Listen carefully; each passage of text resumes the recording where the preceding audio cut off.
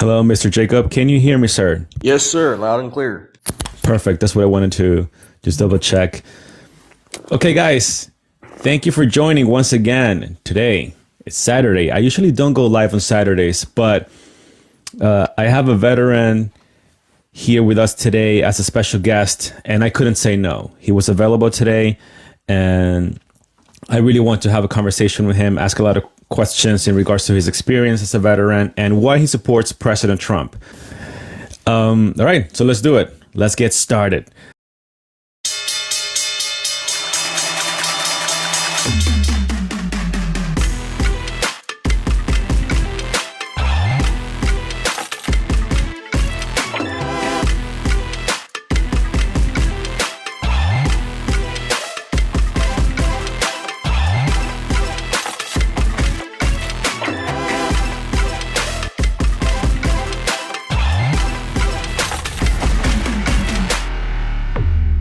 Okay, Mr. Jacob. So, can you please introduce yourself for everyone watching? No How problem. long have you been? How long did you serve? And what branch of the military did you serve? I was active duty as a Navy corpsman for the Marine Corps for 7 years, from 2013 to 2020. Those were the times I served. So you said 7 years? Yes, sir. Got it. In the Marine Navy. Navy. So the Marine Corps doesn't have its own medical liaison. So the Navy appoints a corpsman to go through the same training the Marines go through and certain other things, and you have to go through this process of earning I would say, the respect of the Marines. But so the Navy having, last I remember, was 94,000 hospital corpsmen in the Navy. Only about 2,500 of those serve with the Marine Corps units between first, second, and third Marine Corps division. Copy. Okay. And so just to get to the main point here, at what point did you start supporting President Trump? I started supporting President Trump.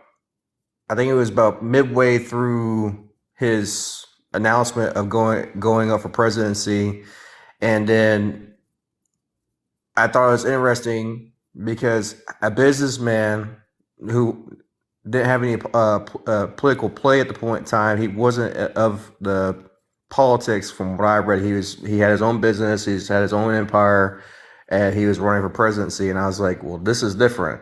And I started doing research on what he was trying to do, what he was wanting to achieve, and he sold me on what he was trying to do.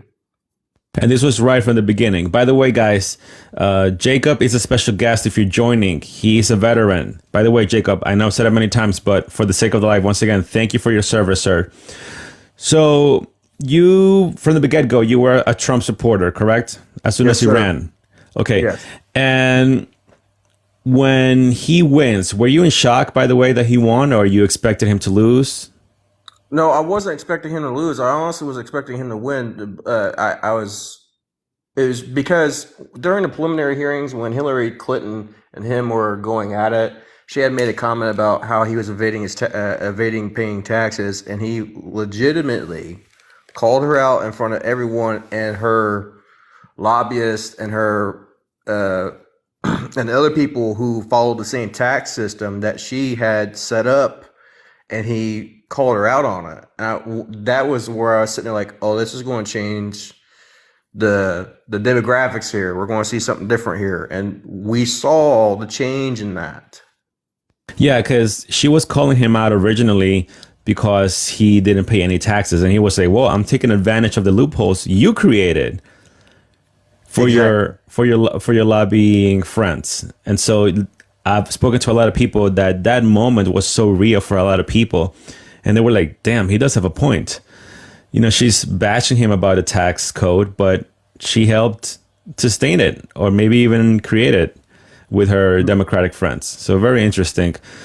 So then Trump gets into office, and we get this a lot because, you know, for veterans, we have it's divided as well. We have veterans that go support Trump and those that are just want nothing to do with him. Like even some people in the comment section right now that are saying that if you support Trump, you are pretty much a disgrace to this country.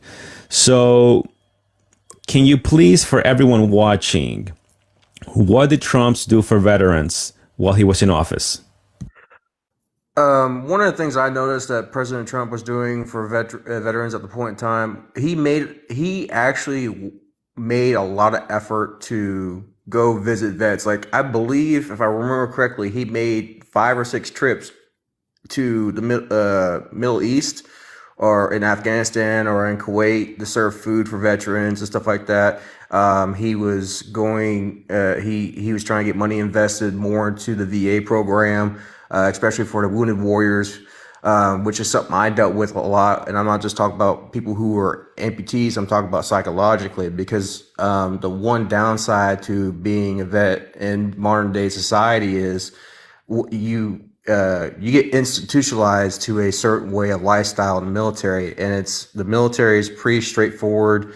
There's you can always expect the routine to be what it is that day. There's no change in it unless it's an absolute dire emergency.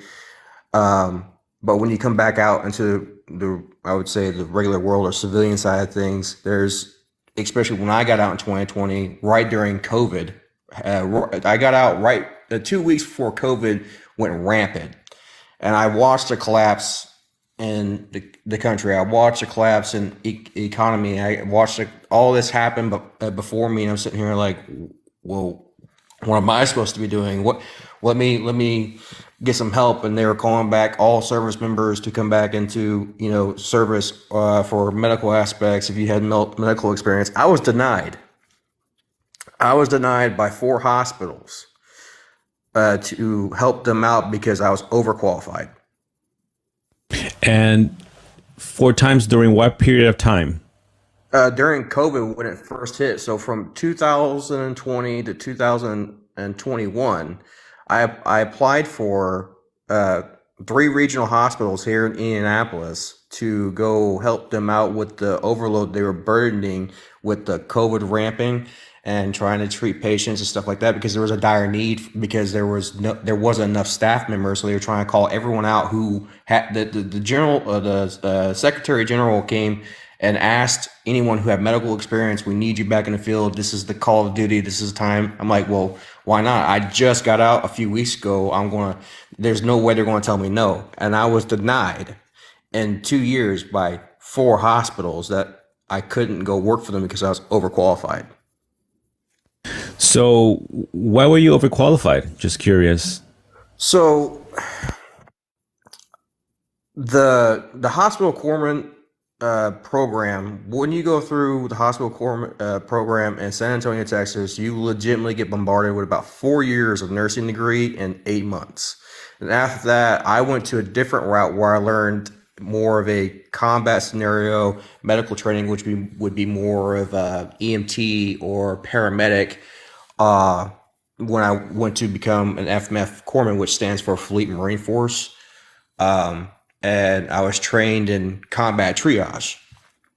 Now, there are things I was doing as a corpsman when I was in my service. I was doing minor procedures. I was helping with, wound care. I was administering medications that you have to have a license as a doctor to administer on my own through the permission of the Navy. Like I got qualified to do these things. Like one of my things when I was I administered over 25,000 vaccines to the Navy in my 2 years in Norfolk, and every vaccine I have, my name is attached to that vaccine, and I'm held liable for the next 40 years if anything happens from someone who, like, if they develop cancer and they trace it back to this vaccine, and this vaccine was administered, this way, and so on and so forth. I'm held liable for that.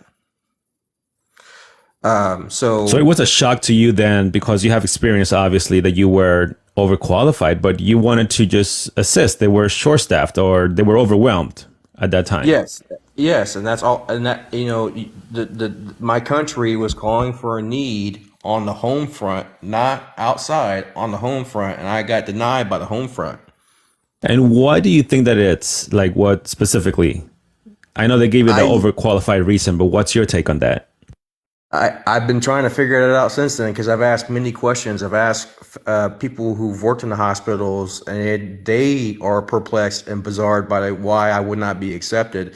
And the only thing I have come to a conclusion to would be a financial aspect or the they can't translate my medical experience from the military over to a stateside system because my medical experience, because I don't have a degree or went to a college to get a 4 or 6 year degree in medicine, that doesn't translate over for them. So therefore, I'm considered out of my practice or out of my scope of practice. I see. Jacob, I have David Martin. He wants to ask you something. Is it okay if I let him in? I'm all about it, man. Okay, David, go ahead. Briefly ask your question, please, as I want to continue with the interview here. I apologize. I didn't know you were conducting an interview, sir. I'm just a vet, No and worries. when I was going by the room, I saw it was vets. I'm like, hey, cool. I'll say hello. That's all it was. So I apologize for interrupting. No worries. Thank you for your service, by the way. You're welcome. And Do you want to share anything to the everyone no, watching here? I just thought it was, I live by myself in Fort Worth, so I don't really get a lot of exposure to people, and I very rarely ever get to talk to other vets. It's just nice to hear them. I remember the guys I served with overseas in Iraq, and I don't know that I'll ever see any of them again. I wonder how they're doing. I totally understand that feeling. That is something that I have been dealing with the 3.5 years, almost four I've been out, because uh, you can't find what you're looking for when you're back out on the civilian side. You really can't. And I don't really, the thing I worry about the most is I see so much about vets being on the street. And I have to say, I'm very fortunate because not only I'm a vet, I'm also an engineer. So my life, I wouldn't say is anything like what theirs could be. And that's the part that concerns me is I have it so well. And there's so many organizations out there that claim to support the veterans, and I really don't think they are. I don't think anybody really cares about vets, and it's just nice to see people coming together and talking about it. David, I had a veteran last night during my stream. He said, because I was questioning him about how migrants are getting prioritized and they're getting a lot of benefits from the federal government. And there are some veterans, like you mentioned, that are still homeless and struggling and being denied assistance. He said that the veterans that are homeless because they want to. What do you think about that statement? I don't think that's true, and if I could, I'll try and explain why. There's a certain Please go type ahead. there's a certain type of person that joins the military. Like, say me, for instance. I didn't join the military because I wanted to be a patriot and take care of my country. I'm just being honest with you. I joined the military because I wanted to pay for my college education. Fortunately, I was able to do that. However, what I gained from that exchange with the government, I can't replace, because some of the best people I've known in my life have been those kinds of people. And I think that's Amen. why I don't think that statement is true, because people that tend to be that way don't think like that. Jacob, do you want to also, same question for you. He said that the veterans that are homeless are there because they want to. Do you agree with that?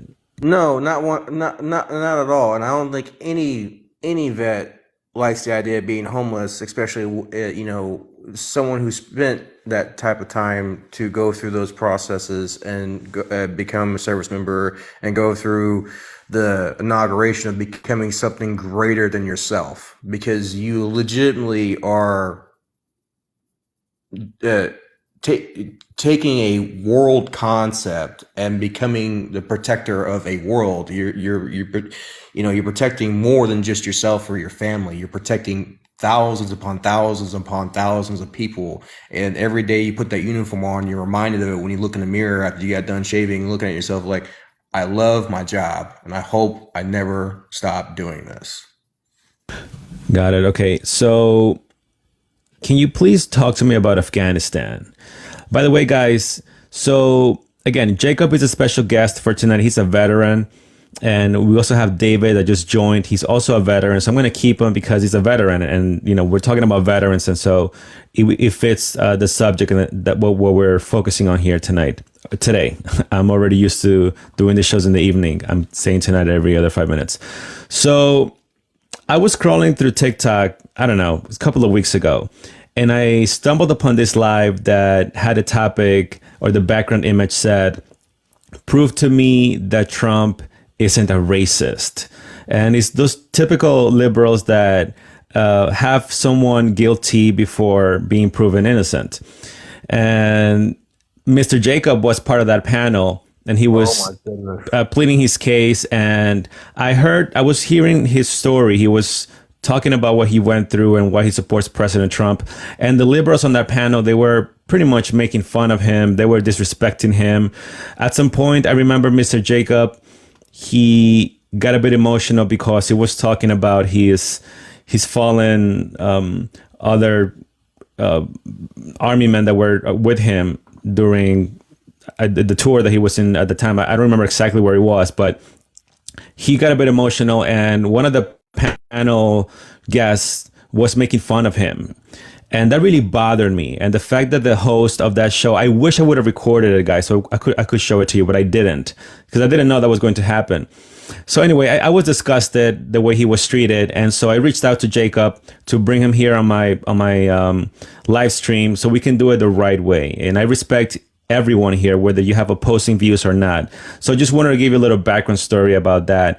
Mr. Jacob, I know that during that stream, the topic of Afghanistan came along, and you were being bombarded with a lot of opinions, and even other veterans joined that live stream. But can you explain to me what happened in Afghanistan? So I was not in part of the situation that happened in Afghanistan in 2021, and I was not involved with that. When that was brought up, when I was saying when we pulled out of Afghanistan, it was 11 Marines, 1 Navy corpsman, and 1 Army soldier died because of a suicide bomber. And if you look at the footage, because there's footage of this, and you listen to the report, and then there was two Marines that survived the explosion that were within the vicinity. And let's try to call him, by the way, let's try to call him S bomber. Let's try to avoid that word, Yes. And he was going through he was testifying to I don't know what court hearing it was, but the situation that happened in Afghanistan, he was recalling the situation, everything that went down, and it sounded like mass chaos.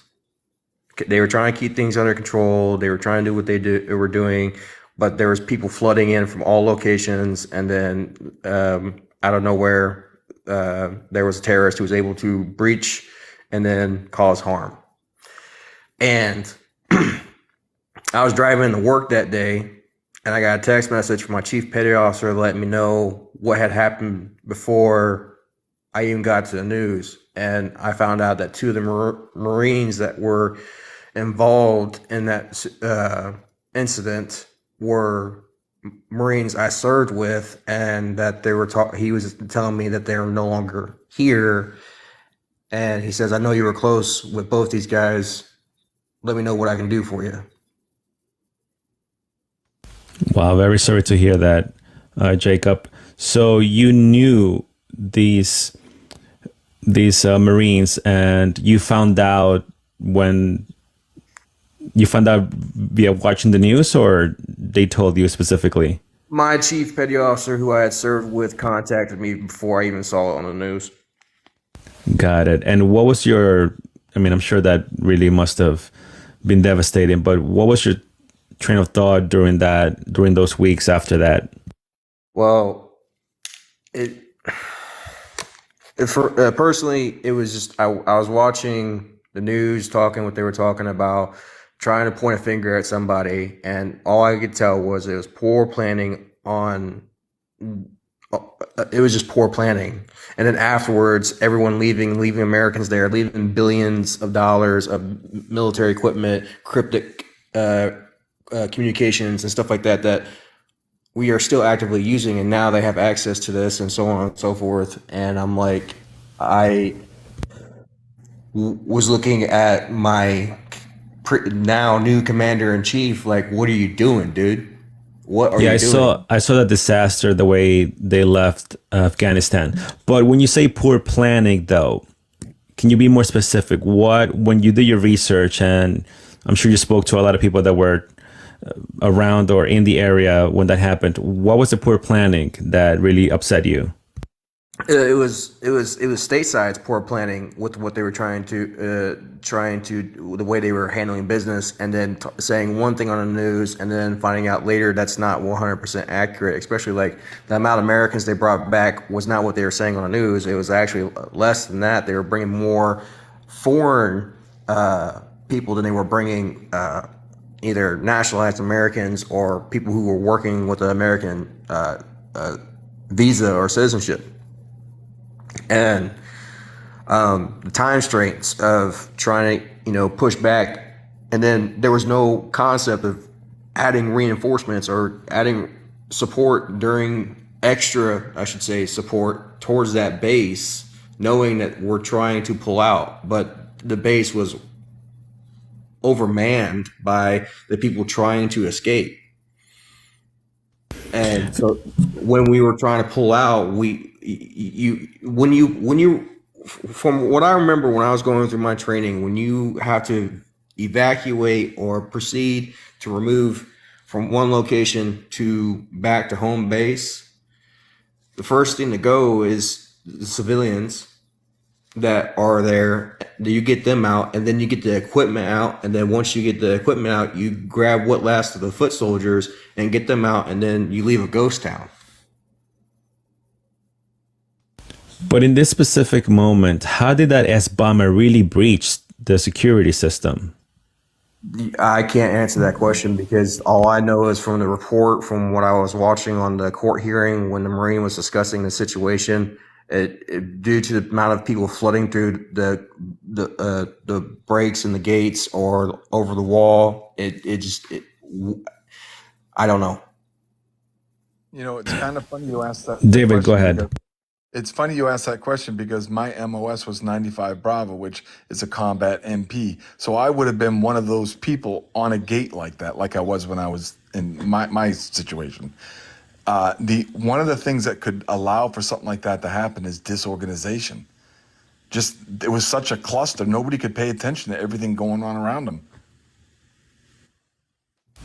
But how can that happen though?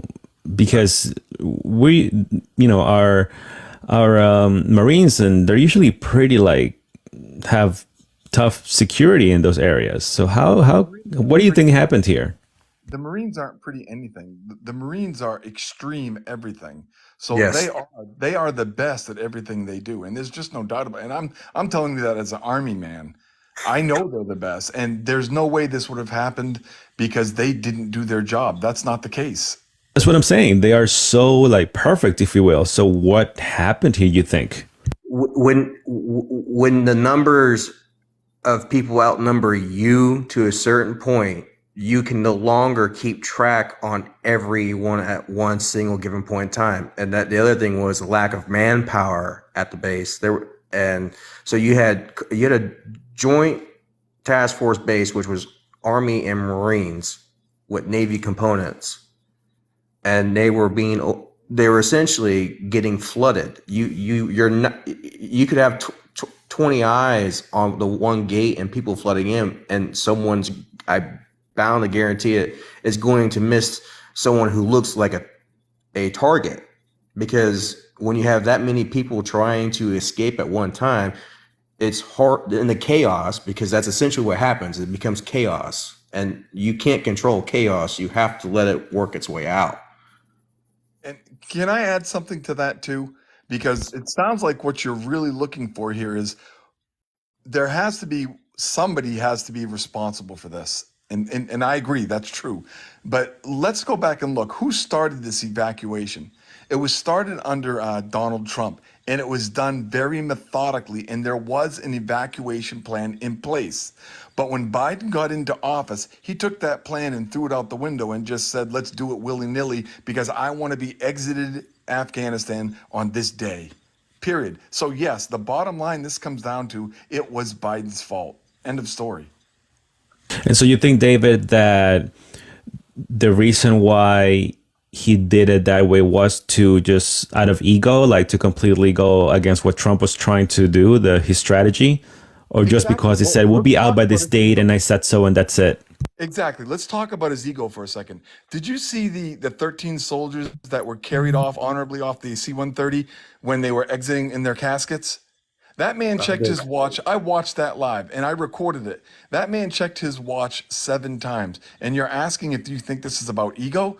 Because he had better things to do. He didn't want to be there. This man is the biggest disgrace. Not, I didn't come here for this, but because the topic's on it, I wrote a song about this and released it. I wrote a song called 13 the day after those soldiers died because this event bothered me so much. I just want to share something else and I'll shut up. One of the things, and I'm sure Jacob can agree with me, when you're in the military, there's one date you always know and you never forget. And that's your out of country date. You know when you're going home. You may re-up and stay longer, but you always know when you're going home. The military is that precise about things. So every one of those 13 soldiers that died in that hangar, they maybe they weren't paying attention when they should have been. That's always a plausible cause for this. However, they were all looking forward to going home. That's all they wanted. They Yep. had done their job and they were going home. And that, I'm trying to keep this clean, I'm sorry, but that person in the White House caused those 13 deaths. And I released a song about that. It's called 13. I hope you guys can hear it sometime. It's a very, David, feel free to, you can send me the link to my, you can DM me the link. okay, DM. And maybe I don't, I can add it some, because by the way, all of my lives are going on YouTube, and then I'll sometimes get certain clips. So maybe I can clip some of this and add your song to it, David. I can do that. Yeah, How so do just message me, go on my profile, just message me the link, and then I'll take it from there. And I'm sorry, I didn't mean to bring that. I wasn't trying to sell my song, but the topic just naturally went that way. And I'm like, hey, I wrote a song about this, and trust me, the song's called 13. When you listen to it, you'll be like, what the hell? Anyway, I'll shut up. I No, no, promise. no, David, you're okay. And You're good. You're look, I good. remember I watched that. Yes, I watched that when he was he kept doing like this with his watch. It was crazy, but the mainstream media didn't blow that up though. But if Trump would have done it, that's a And if double you standard. and if you're a vet, if you served in the military, you understand that situation right there, when those caskets were being brought off that C-130, that is the most honorable ceremony the military has. There is nothing higher than that. And that guy checked his watch 7 times. It just, I was so incredibly offended. And just imagine how those families felt. Can you imagine how those families must have felt watching that man do that shit? I, I can't even begin to even fathom what they were thinking because now that you're bringing this up, I mean, you brought that out of country date is very important for us soldiers. I don't want to bring up Benghazi in this situation, but anyone who's seen the movie 13 Hours at the end of the film, the two of the guys that were still alive from the situation were talking about what the other soldiers and stuff are going to get medals and stuff like that. And one of the guys asked the question, "What do we get?" And the one guy who's standing over his now no longer here friend says, "We get to go home. We get to go home." I'm telling you, you have no idea what that means. And he got to bring his boy home. And you never leave a brother behind. And that man watching his watch. I've seen people buried at sea, but they will protect the sea. But you bring the boys back home. You bring the boys back home. You give them the fucking respect. Sorry. You give No. them the respect. And he's absolutely right. And the reason why we do that is because I know if I was in combat with Jacob, I know right now, even though I've never met the man, he'd make sure my body came home. That's a common understanding that we have. And ultimately, that's all we really care about. Don't leave me here. Mm-mm. So Biden he might as well just have not even been there. It was disgraceful. Yep. And I'm Can you sorry. elaborate, I David? apologize. Can you elaborate, David, for those of us? I mean, I can only imagine, but for those of us that never served, what does that really mean? We get to go home. Can you elaborate on that specifically for Uh, for Marines? I'm not a Marine, so it may be different for them because I'll be the first one to tell you, a Marine's life's a lot harder than my life was. I was an MP. Uh, so their life, I don't know. I can't comment on that. But for me, it meant everything because I wasn't married while I was in the military, thank goodness. But I was always very close to my mother and my father, and I come from a large family. In fact, my family is Tuttle's Farm in New Hampshire, the oldest farm in America. So my family's gigantic. So for me to go home, it was very important because that's home. That's about the best answer I can give you. It's just I want to be home. Jacob, can you? Thank you, David. Jacob, can you elaborate? What does that mean for a Marine or just a veteran in general that you get to go home? Um, I was married and served and had 2 kids. I grew up. My dad was in the military. He was deployed multiple times when I was a kid. My grandpa was a Vietnam vet, deployed while he had kids. Coming home means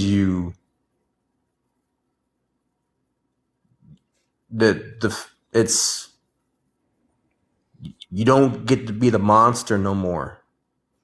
You get to be the dad, you get to be the son, you get to be the brother, you get to be the man that you want to be because you had to be the monster to keep the other monsters away from coming into your house.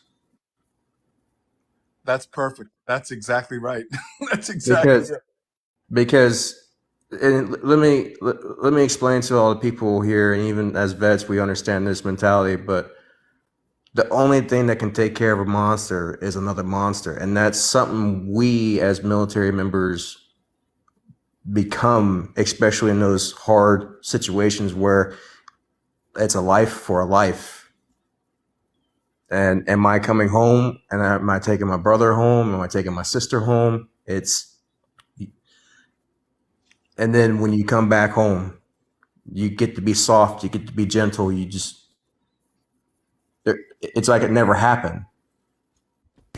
That's a really strong way to put it. Yeah, you're right. You guys have to be monsters to keep those other monsters in check. Because there's no other way. I mean, those people on the other side, they have no soul. They have nothing, and it's a scary part of the world. I want to give the welcome to the panel here. Trout, go ahead. Yes. Hi, guys. How you doing? I Good. just How are wanted to you? hop on today. I'm a veteran myself, a combat veteran, Thank you for your and service. it was my honor to serve. I'm apolitical, so I don't necessarily blame things on Trump. I don't blame things on Biden. I don't usually give them credit either. It's way above my pay grade. But I just wanted to say for the guys that did serve and the guys that are on the, in the chat who have served, thank you all, number one. But number two, I wanted to talk a little bit about some generational differences that I'm starting to see within sort of the veteran community that I think are very, very cool, and some things that are challenging, being that I'm an old guy. My tour of duty was El Salvador, Nicaragua, Honduras, Colombia, Guatemala, Panama, Kuwait, Iraq, Somalia. Old salt dog. Old salt dog. Yeah. Yeah. I PNA'd chief twice, but hey, you got to do the best you can. But I'm looking now at the veterans that are new veterans. You guys just saw it. You just came from downrange. Yes, What sir. can guys like me do to bring you home in a better, more full capacity? Holy cow. I've never ever thought this would have been a question asked in my entire life.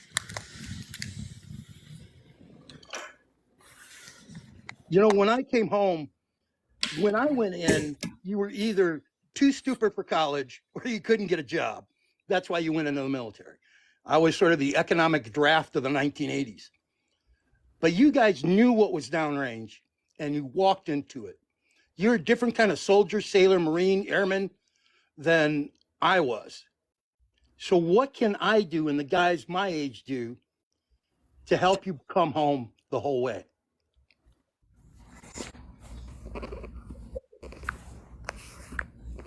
That's an excellent question, Trout. And by the way, I think I'm the same generation you is because I enlisted in '85 as well. Oh, I went in 83. Okay. Oh wow, I I honestly am kind of speechless because like I am being honored and touched emotionally right now with you asking that because I'm sitting here thinking you guys went through so much hell and I'm sitting here, why would I bother you guys? Why would I even come ask you guys for help? Because you were completely different than me. I hold you in higher regard than I hold myself. Hey, Trout, I'm sorry. Jacob, you know how I see it? I look at my wartime combat service as I was very fortunate because I was not in Vietnam, I was not in World War I or World War II, and I wasn't in Afghanistan. So I consider myself one of the most fortunate veterans out there. I I guess the only true answer I can come up with to what you were asking is it's really reaching out and a hug. I'm being as though I can't get it, the simplicity of it is it's the conversations. I know you're an older vet than me, but we have the same inauguration. We have the same understanding on a level that not very many people can understand. So it's just simply asking the question like, "Hey, young blood, how's your day going?" You know, The biggest just difference I can see is, like I said, when I was in, shit touched off in the blink of an eye. I knew I was stationed in an area. I was in Southern Command when it was down in Panama. And I knew the shit was going to hit the fan. I was in small boats. So you knew it was going to happen. It was in SBUs before we became SWIC. And river rats. yeah. And I knew it was going to touch off, but we didn't know where, we didn't know for how long, we didn't know how bad. So it was, you took each mission on its face value, you did your best, you got your ass home. You guys knew. You knew what was out there. And that's what I'm saying. I owe you guys a debt of gratitude because you saw it coming and you still stepped up. So from one grateful soldier to another, thank you so much. I think to add on top of what you're saying is, I mean, now that you have said what you have said, I think it's since you were saying that you guys were snapping off at a beat of a moment, and you were saying you just said that we knew what was coming and we saw it, and we still went ahead and went out there to settle the score. I think it goes. I'm not trying to bring up the sensitive topic, but I think it goes all the way back to 9/11. I remember my dad pulling me out of school. Like I wasn't even in school for 30, 40 minutes. I was in second grade. And my dad's coming back to school, yanking me out of school, telling me to get in the Mustang. We're going home. My dad just got out of the Navy,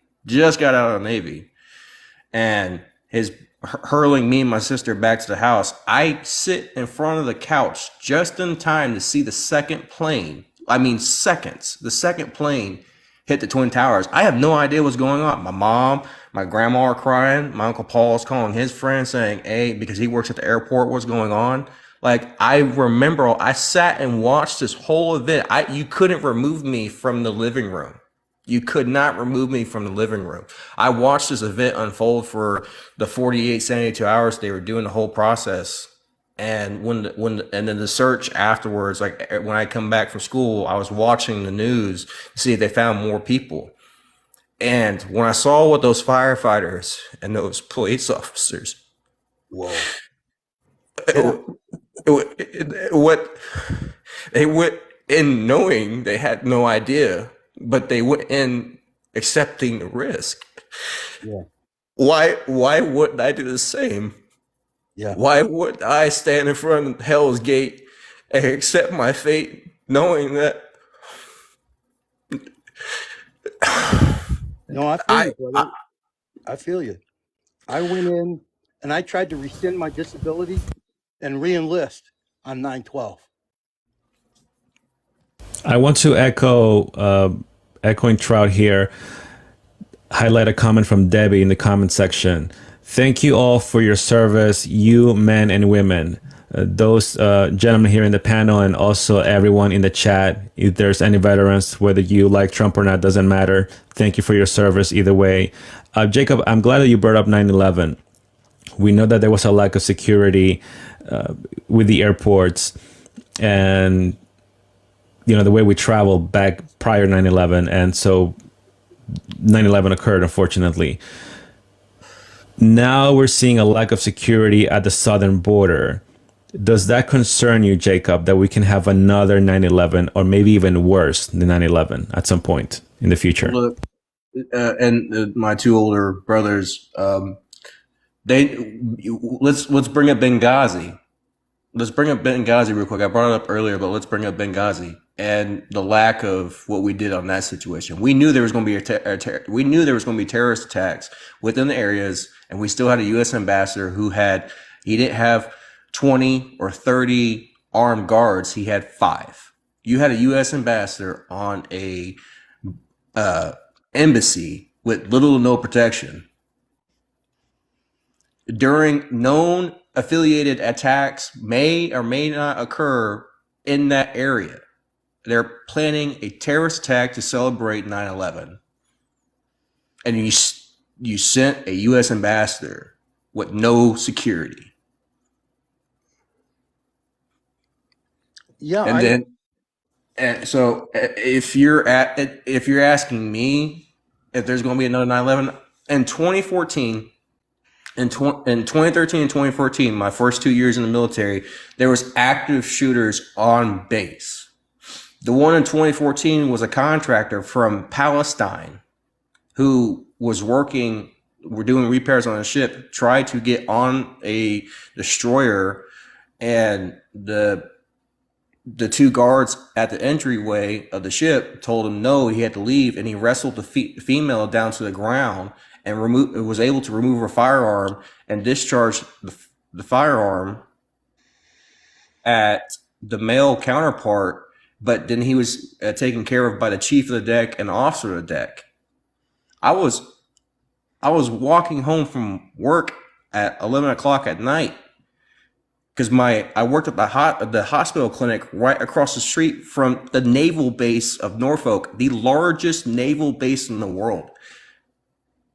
And someone was able to do this not once, but twice. There was another active shooter that took another sailor's life on that same base within 3 months. If they can do that, if you're asking me if we're not taking care of the border and we're just letting any who and nanny over that could do something, you best believe it. I want to add to this real quick, and then I'm going to give the word to David, then Trout, and we have someone waiting also that wants to join.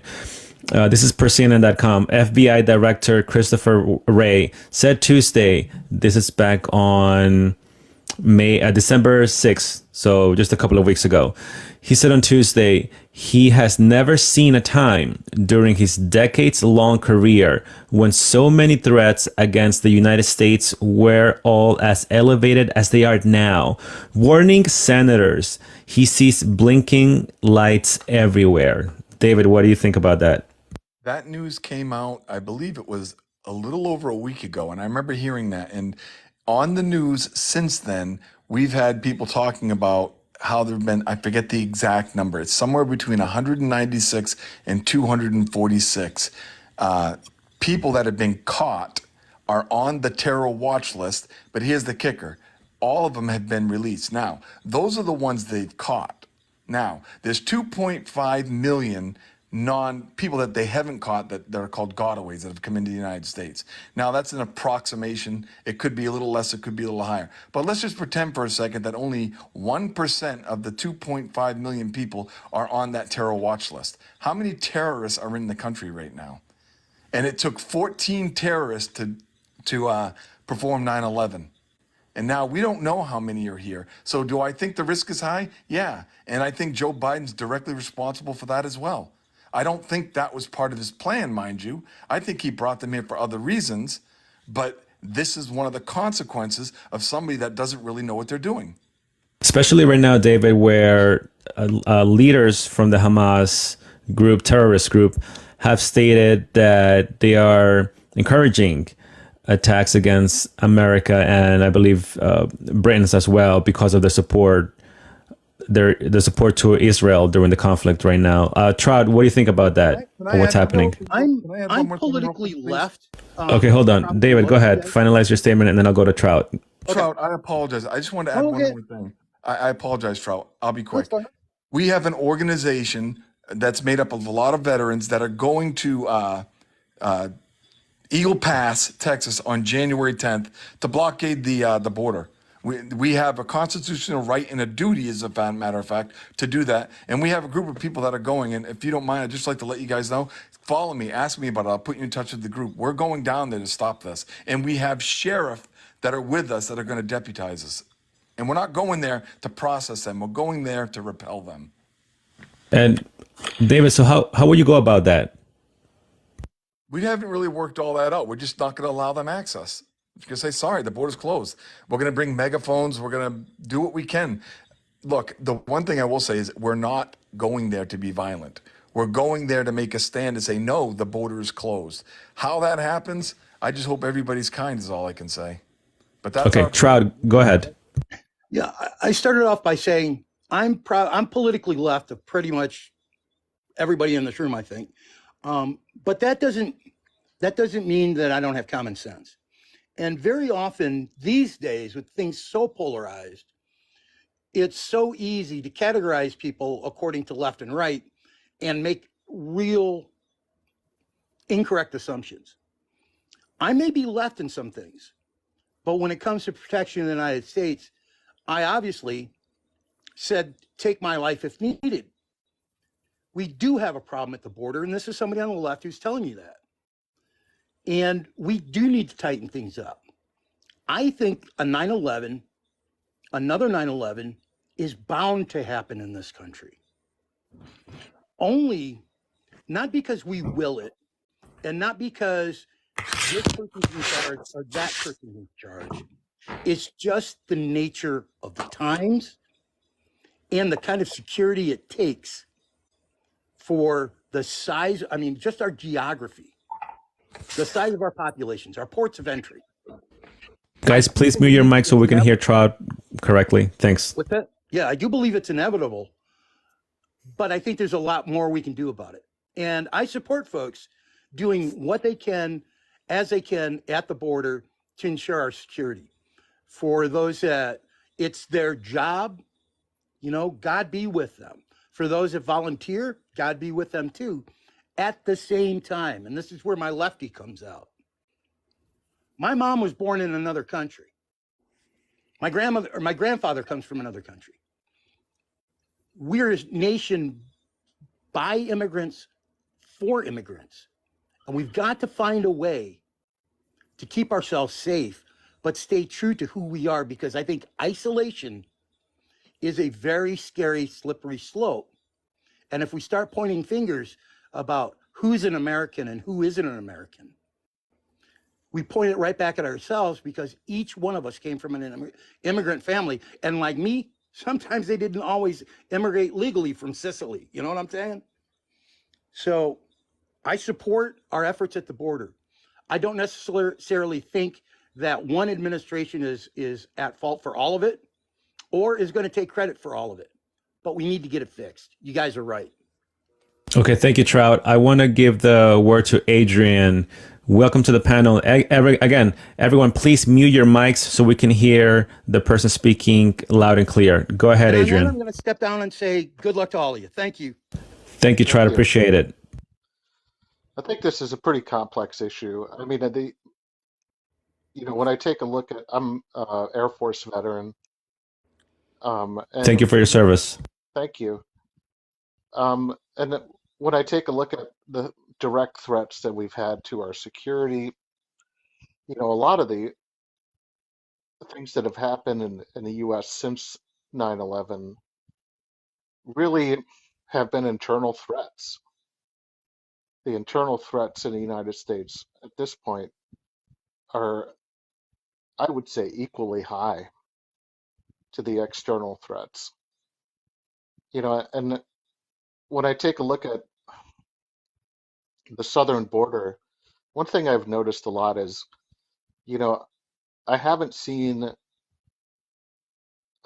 I haven't seen a whole lot of collectivized or really organized um, terrorist threats from from that border. I just haven't. Most of the threats that we've had with the on-base shootings and stuff like that really have been people who've been here legally or have been citizens. And it's really tough to manage the interests of our political culture, but at the same time try to address, some of these more direct threats. So as far as the process goes, the reality is that both parties have completely failed from a legislative standpoint to address the border. When there are conservatives in the House, um, and we have a president who's Democratic, there's a tendency to blame the president for overstepping his boundaries in terms of his executive authority. And the same is true when there was, Trump in office and there was a more democratic process going on. People blame Trump for overstepping his executive authority. But the reality is that whatever's going to happen is going to need funding. And that funding has to start in the House of Representatives. And so to the extent that, we have a House of Representatives that currently is more interested in trying to impeach Biden than actually pass meaningful immigration reform, I don't think we can hold Biden accountable for that. That is a failure of the legislature. Yeah, thank you, Adrian. Just to go back on your original point, I'm not belittling the domestic terrorist threats we have in the country, but that goes back to a lot of the conversations we have here about the border crisis. Again, just because we have criminals or terrorist threats that are from this country doesn't mean we can go ahead and bring additional threats from other parts of the world. That doesn't make it better. That's my reply to part of what you said. I want to welcome Michael to the panel. I believe he's a never Trumper. We were having a discussion last night, so I welcome his opposing views. Welcome, Michael. Go ahead. Hey, Eric. Thank you, gentlemen, for your service. This is my opinion based on what I've heard and seen about Donald Trump. He may very well be the president that has most disrespected the military. Based on his comments, calling them losers and suckers, particularly for those that died in war for our country, for calling John McCain, if you guys can probably remember this better than I can, he said he wasn't a war hero. He likes his soldiers uncaptured, right? While that comment may have been politically motivated, that's nonetheless a disrespect of the military. And I could go on. I mean, there's so many scenarios hiding the John McCain warship for out of spite. We could have some debates for potentially years on who to blame for the exit strategy from Afghanistan. We all know that Donald Trump set that timeline.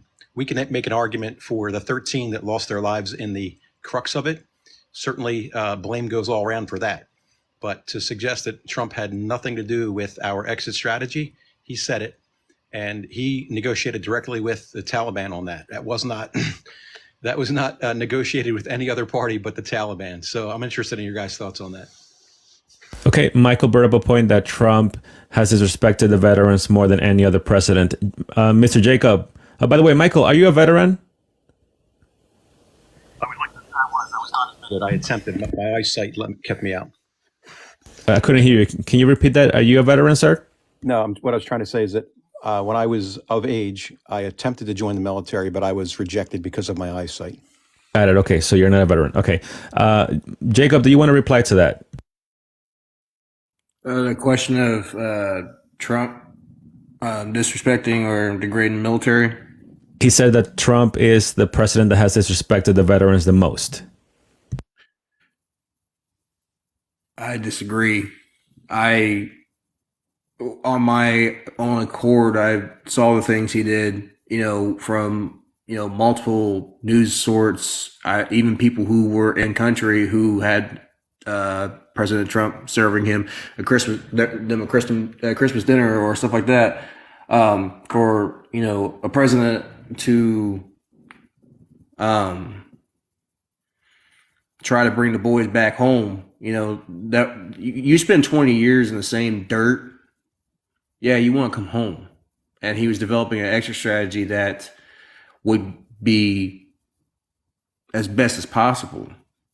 And the exit strategy was passed on to the next president, and the next president's exit strategy did not follow through with many things that the original exit strategy was going to be.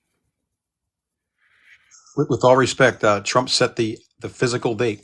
The physical date was set by Trump. That was his exit strategy.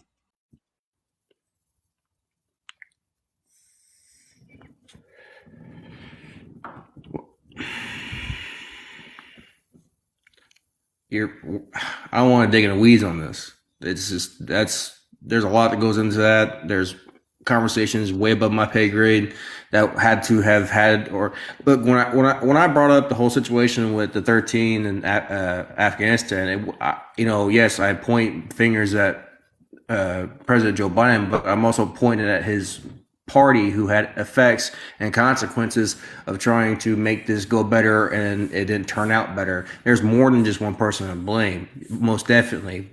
But again, at the end of the day, it was he had a decision to make. Therefore, his decision didn't turn out well, and the consequences, it went bad, and it cost 13 lives. David, do you want to reply to that, sir? I kind of did, because I've got a million thoughts on that, and just I want to make sure I'm very respectful, because Michael was, and I appreciate that. Number one, I disagree with a lot of the things that he said based on why things were done. I don't care to go down that rabbit hole. I just want to say I don't agree with those things. I know things were taking out of context what Trump said. That's what I'm referring to.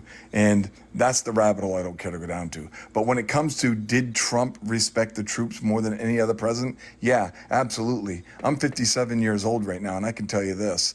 I've never had a president in my life respect me as a veteran as much as Donald Trump has.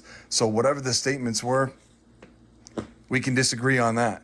But Joe Biden has absolutely no respect for the troops. And that was seen all 7 times when those caskets were coming off that C-130 and he checked his watch. He was telling America right then, I do not care about the troops. Yeah, I just want to add, since Michael brought that up, there's also another clip here from 2016 where Biden was talking to the 380th Air Expeditionary Wing in Southeast Asia. And this is a quote from his speech.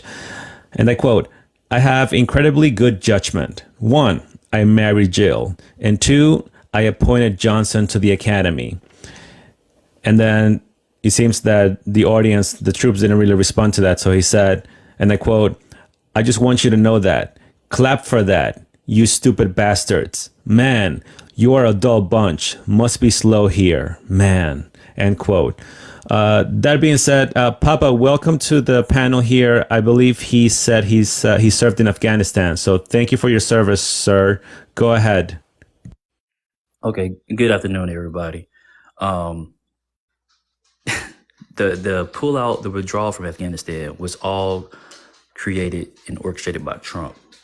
He stopped negotiating with the Afghan government, all right?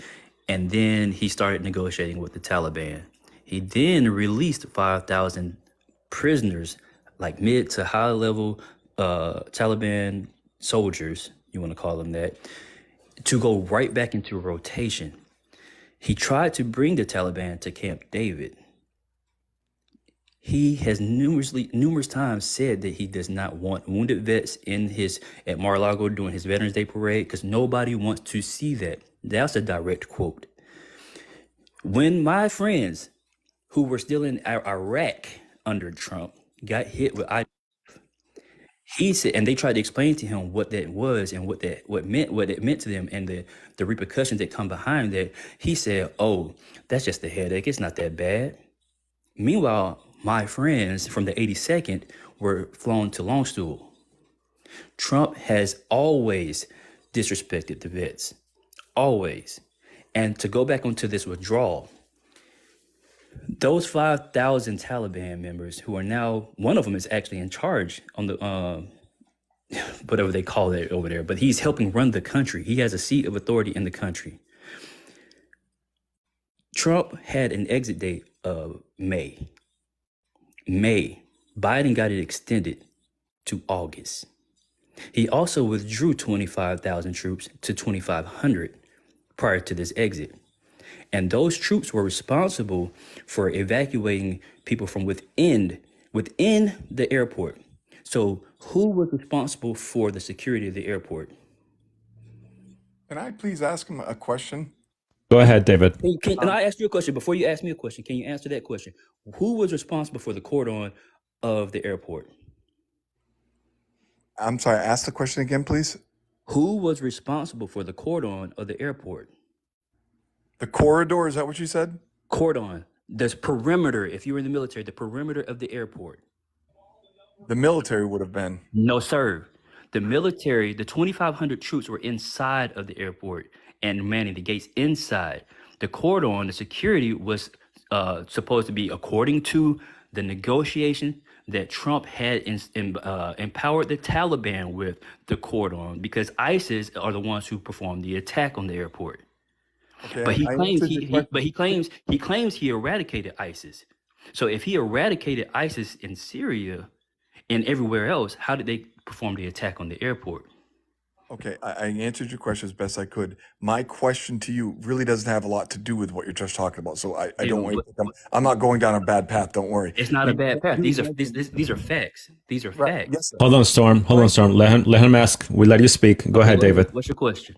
My question is simple. You mentioned that some of the men in the 82nd that you knew flew to Launchstool. They went to Longstool. They were Okay. evacuated And again, this is not related. I'm just curious. Why did they go to Launchstool? because you go. That's the hospital you go to when you leave if you get wounded in country. Okay. See, that's why I was asking, because I've been to Launchstool. I know that's exactly what it is. And I just wanted to know why they were going there. They had to have been injured. Correct. Okay. So when their base got hit in Iraq, they got flown to Longstool. Okay. Yeah, Okay, I I'm want to. a big Army. nursing. So I'm very well aware of where my people that I put on medevacs and cadsvats go. Okay, I want to welcome Aaron to the panel. Go ahead. Hey, I don't feel sorry for any Trump supporters at all. You could all rot. Well, that was very encouraging. Thank you. Okay, Aaron, you are kicked out with that kind of language. Okay, I want to welcome Fly With Me. Go ahead. Welcome to the panel.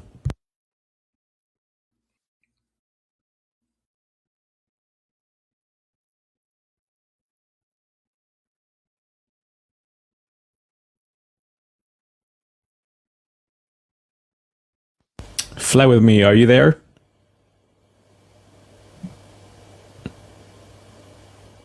Let them in. I think he's still loading there. Storm, so just going back to the question that I asked everyone here in the panel, are you concerned of another 9/11 occurring in this country? Or maybe something worse than that? I'm concerned with the domestic terrorism that's happening in this country. So just domestically, you're not concerned about international threats? When was the last time somebody came over here that wasn't vetted? That wasn't vetted. Hold on, we're having an echo. David, do you mind muting your mic? Thank you. Go ahead, Storm. When was the last time we had somebody from a foreign country come over here that wasn't vetted that performed a terrorist attack? So the thing, and I spoke about this, Storm, is that are you suggesting that we should wait for it to happen so then we can have more security in that end? No, I'm not saying we should wait for it to happen. I'm asking you, when was the last time somebody that was not vetted in this country performed a terroristic attack? I could tell you. Go ahead, Jacob. It was March 6, 2014, when the U.S. Navy sailor was attacked on a ship by a Palestinian worker who had known connections to a radical terrorist group. He died. Was it a personal attack, and was that ship in dock? The ship was in dock. Was it a personal attack, or was it in the name of a terroristic group? They didn't release how much information on that. Because it was a personal attack, and But- that guy, it was not. It was a personal attack. The guys that y'all referring to for 9/11, they went to Embry-Riddle Aeronautical University down in Daytona Beach, Florida. They were here legally. So again, The migrants are also here legally, Storm. I said they were here legally. Yeah, the migrants are also here legally, I get technically, that. That was legally. what I asked, when was the last time somebody that was not vetted came into this country and did a terroristic attack? And that's what I responded to you. Are we to wait for that to happen so that we can secure the border? So, do you agree with the law that Greg Abbott signed that goes into effect in March? As before, you're talking about? The one that states that police can arrest anybody they suspect. As before. Yeah, Yeah. they suspect not being here. Yes, I agree with that because of Okay, the current so- situation right now at the border. Absolutely. So guess what? If you were in Texas driving around and they pulled you over, they didn't have to tell you why. You, because of how you look. They lost. That's what mainstream media likes to create. That's propaganda. The loss. Yes, sir. That's propaganda. The loss There's of nowhere. faith I'm just saying because we had someone in the panel, I believe, 2 days ago that stated what you're saying right now. I asked them to pull up the law where it says if you look, It says suspect. if you look, and there was no language like that in that bill. It said the law specifically says suspect, without any question. Suspect is different. Suspect.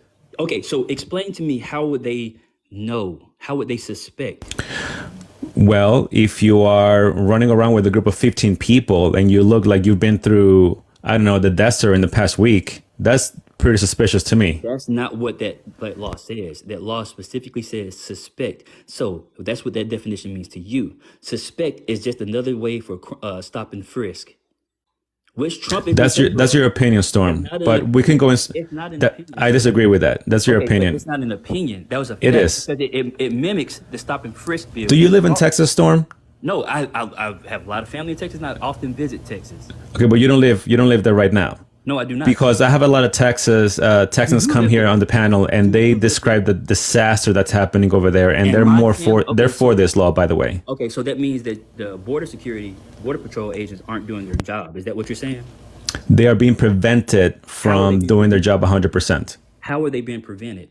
Because before, the migrants that would cross the border before, let's say like 10, 15 years ago, they would run away from Border Patrol, if you recall that. Now they're going towards them saying, my life is in danger, I need asylum.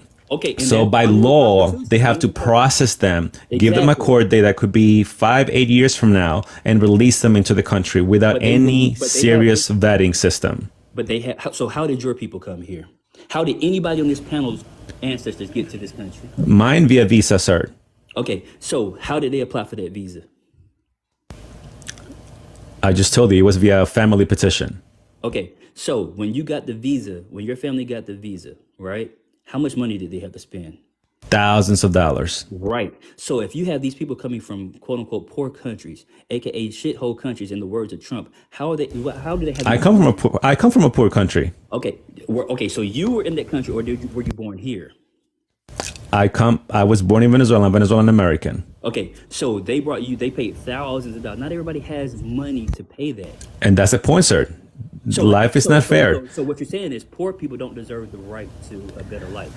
Not to the extent where it's coming right now. You cannot bring poverty into this country and expect the country to be rich. That's But not is how it it works, is Storm. it the American way to come in here and get the American dream? You got to come the right way. That There is is asylum. There's an asylum process for people that need asylum, If you and I step believe that yes, foot some of them do. Some of them do really need the asylum, no doubt about it. But they're taking advantage of the system. Can I Not all of them or So most if of them you are put real under the asylum Constitution, seekers. under That's our hold on, laws, Storm. You asked the question. Let me respond. That is why most of these cases in the next 10, 15 years will be rejected at the end because they have fraudulent asylum cases. Just because you want to come here and make more money and have a better So why life, did- quote why unquote, did that your doesn't parents make you an asylum why seeker. did your parents come here? They came here because of socialism back in Venezuela where Chavez installed socialism. Okay, so what's socialism? What's socialism? Yeah, define socialism. Socialism, it's when the means of production is controlled by a community. That's what socialism is. That's how Chavez installed himself in power, and he ran with that. He ran with that idea of we're going to take care of the poor people. But that's just, as we know, that's just a step away from communism. It really is communism, and that's what he. Okay, so it's not That's what he socialism. became. Right, it's communism, and it's not socialism. And everybody, so y'all, your family came here for Communism and socialism are intertwined, in my opinion, in your opinion, not facts. from what So we've seen. From what we've seen where? Okay, so the in fact Venezuela, I'm just telling you. so is the Venezuelan president? Is he a dictator? Do you think he's a dictator? Absolutely. So do you agree with that? No. So why do you support somebody that says they want to be dictator for one day? Well, now you're jumping to another section. We're talking about the border and the risks of getting another 9/11. Now you're going into Trump said this, which is heavily manipulated. It's not manipulated. Okay, I want to move on. Fly, you're back on here. Welcome to the panel. Go ahead. Doing. I agree pretty much with Papa Storm saying, but the thing is, there's a lot of illegals coming down from the Canadian border and a lot of drugs coming down from the Canadian border and our ports of entry. It's just not all the Mexican border. Why do people keep on picking on the Mexican border for? We have a lot more problems, port of entry and the Canadian border. You know that? Go look up. Yeah, so over the past fiscal year of 2024, which started in November, we had over 500,000 crossings at the southern border. We didn't have that amount at the Canadian border, to answer your question. We had 189,000 come from the Canadian How border. much? Exactly. We had over 500,000 at the southern border. Huge Okay, difference. hold on. Do you know why? Where are they coming from? That's another question that Fly said. He said, why are we more focused at the southern border? But y'all I'm should- explaining to but him y'all- why. But y'all should share that same sentiment for all the borders if y'all feel that way. What you're doing is being very disingenuous to the people trying to seek a better life, just like Wait, your wait a family minute. did. Okay, And do you how- realize that social programs such as Medicaid, Medicare, all the food stamps, they're all social programs that benefit people, benefit the majority of Trump supporters, by the way. So why are you so against social programs? So, Storm, so are you also referring to similar idea that Michael shared earlier that, well, we already have, let's say, specifically now talking about criminals, well, we already have criminals here. Most of them are white criminals. So, it's okay to bring international criminals at that point because we already have criminals here. So that's your point of view? So do Just you- because we have people that are using the welfare system, we have millions of them. It's okay to bring another set of millions internationally. That's your point of view? they come all across the world, and I don't support any criminal activity, right? No, but And you if want to said talk- we no, no, already no, have no. people that are If you in want- welfare if you want- here. if you- So what's the big deal to bring additional people that need welfare? So That's what why you did said? Why did Trump bring Melania here, who did not get her visa the right way? She got an Einstein visa that she stole, that she took. They helped her secure in place of doctors, scientists, people of that nature. Melania is none of that. So how did Hey, she get Big, an I Einstein wanted to visa? thank you for letting And me. then her Okay, family- hold her on. family got Okay, visited. David, go ahead. Her family, so But you're going to ignore I that want to fact. make sure how I get in touch with you. Before I leave, I'm sorry. Yes, you can go on my profile and send me a message. Okay, thank you. I'll check it out later. We'll be in touch. I do want to hear more about your story, David, about what you're doing at the I would like border. to talk more, and I was enjoying the conversation a lot, but thank you. I appreciate it. That's all I want to say. Thank you. Thank you, David. Yes. I'll be talking to you again. Okay. Okay, I want to hold on, Storm, because you spoken a lot. I want to give the word to, Fly. I want to give the word to Lucci. Go ahead. Welcome to the panel. Hey, how's it going? I'm just here to listen real quick. If I have something to add, I'll just unmute and then I'll let you know, okay? Because I just popped in right now. Okay, got it. Again, I just want to remain focused on the topic here, Veterans for Trump, and we're touched base on the risks of perhaps another 9/11 occurring in this country. I believe Storm has opposing views to that. Fly with me has opposing views to that. Mr. Jacob, what's your take on what you've heard thus far of these other points of views? It's all important information. We're all trying to gather a means. Like, I get where Storm's coming from in certain aspects. Fly, please mute your mic so we can hear Jacob. Thanks. Certain aspects of what he was trying to say with, I'm like, my family lineage goes back to this country from the very beginning of people moving from Ireland and Scotland in 1652. That's how far my lineage goes back to being in this country, all the way in Jamestown and old Boston and stuff like that. And it was for a better life. The conquest was different, though. That was a different time. We can't look at the past when it comes to certain aspects of generational immigration and look at what's going on right now. In my personal belief, with yes, everyone wants to come here and gain something better. By all means, bring to the melting pot of the United States. But also now it's a point in time where we have to have laws and stability and mindfulness of who's coming in to this country. And I think that the fact that we have to put more reinforcement on that. But when you're taking 5,000 to 10,000 immigrants from either the Canadian border or Florida or Mexico, and you're throwing them in hotels and they're getting free health care and stuff like that, and I'm working my bones to the ground as a CNC machinist, barely scraping $22 an hour and having to pay $800 to $900 on medical bills, and they're getting it handed to them for free. I have a problem with that. So are you against Jacob? So you're saying that hold on, Storm. So Jacob, you're pro-immigration. You just want it to be done the right way, where they're vetted properly. And you also mentioned that you're not okay with what's happening right now, that they're getting all of these benefits paid by the federal government, correct? No, not 100% at Okay. all. Michael, go ahead. Do you want to respond to that, Michael? I know we were talking about that last night. Is Michael here? I'm sorry, what was it? Okay. So Jacob said he's pro-immigration. He just wants it to be the proper way, where they can be vetted properly, and that's not happening right now at the border. And he also he mentioned both borders, and he also mentioned that he's not okay with all the benefits they are getting right now. What's your response to that? Yeah, I still have to do some more research on because when I hear the term migrant, I often refer to migrant workers who are here to work, right? There are, I think I've heard people using the term migrant relative to illegal immigration. We're doing that just for the sake of the life, just to protect the life, because we don't know if TikTok's not going to like the illegal term.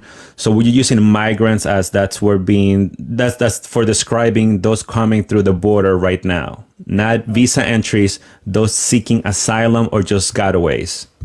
Right. So we just got done talking about that topic at like 4:30 a.m. this morning here for me. So I haven't really had time to research that. I think there are definitely some people that are taking advantage of the system, but I also suggested that there are American citizens that are taking advantage of the system as well. But I would have to get a sense of like how great that problem is. I have to do more research. Also, no, I get it. But just a basic question, Michael, are you concerned that Al-Qaeda and Hamas, that they know they don't like us too much, they're seeing the weakness at the border, how easy it is to enter by just saying that your life is in danger? Do you think that by any chance they might come up with a bright idea and say, hey, let's send our people through the border and put them in the U.S. and then we'll see what we can do later? Do you think that's possible? There's nothing's impossible. I would say that their path to this country probably doesn't come through the U.S.-Mexico border. It probably comes on an airplane or some other mechanism because of where they're located. Actually, no, Michael. So we've had people here that have shared that information that what they do is they go to Brazil and they get humanitarian passports because they're really easy to get. And from there, they go through Colombia, Central America, and then get into the southern border. Because obviously they're not going to come here via visa in a plane. They're not going to get accepted, as I believe Storm or Fly With Me said. And this was actually reported in the mainstream media. Some mainstream media channels reported it. When they ask the Nigerians and Middle Easterns, they say, "Hey, where do you guys come from?" And they explain that they land in Brazil or Colombia, and from there they make their way up. But my question is basic, Michael. Does that concern you at all that Hamas or Al Qaeda or groups like that could be entering the U.S. through the border, being that it's simple to get humanitarian passports either in Brazil or Colombia and then make their way through? I think there's always concern about folks that have potential ill will toward this country. I think that's less likely than we might otherwise think in current state, from the perspective of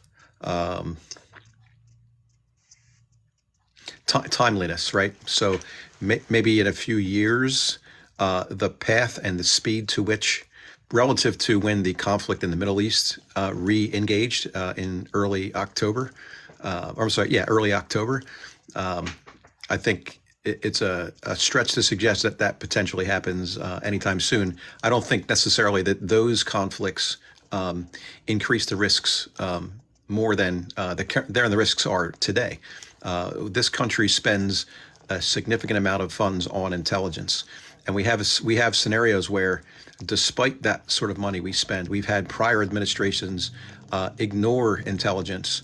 We have testimonies that the folks in Israel ignored intelligence that would have prevented the attack on them. So I would say, as long as we are following the intelligence, all the money we've spent on that intelligence, if it goes to good use, then I think the risks are reduced. Got it. So just to Jacob, do you want to respond to that, since I brought up what the FBI director said just last week? Well, I kind of have to piggyback off what Michael was just saying, in a sense of, I respect where he's coming from, 100% agree to. When you spend the money in the right way, you reward from the benefits. Like the whole 9/11 situation, I can't say it would have been completely avoided, but the FBI knew a few of these people were planning something and so on and so forth, but they dismissed it. No, they didn't dismiss it. They didn't. It was passed on to the Bush administration. Well, They didn't take the action. sorry. My apologies. But our bigger end dismissed it. It's like but it's not the first time the United States has done this either. Like with Pearl Harbor. What about Benghazi, Jacob? Can I ask y'all a question?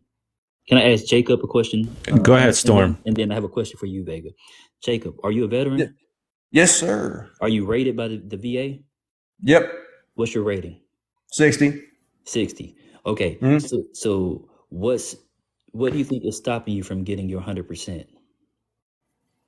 Pride. Pride. So you filed, right? And you got 60, but that wasn't too prideful for you to sign and to get your 60?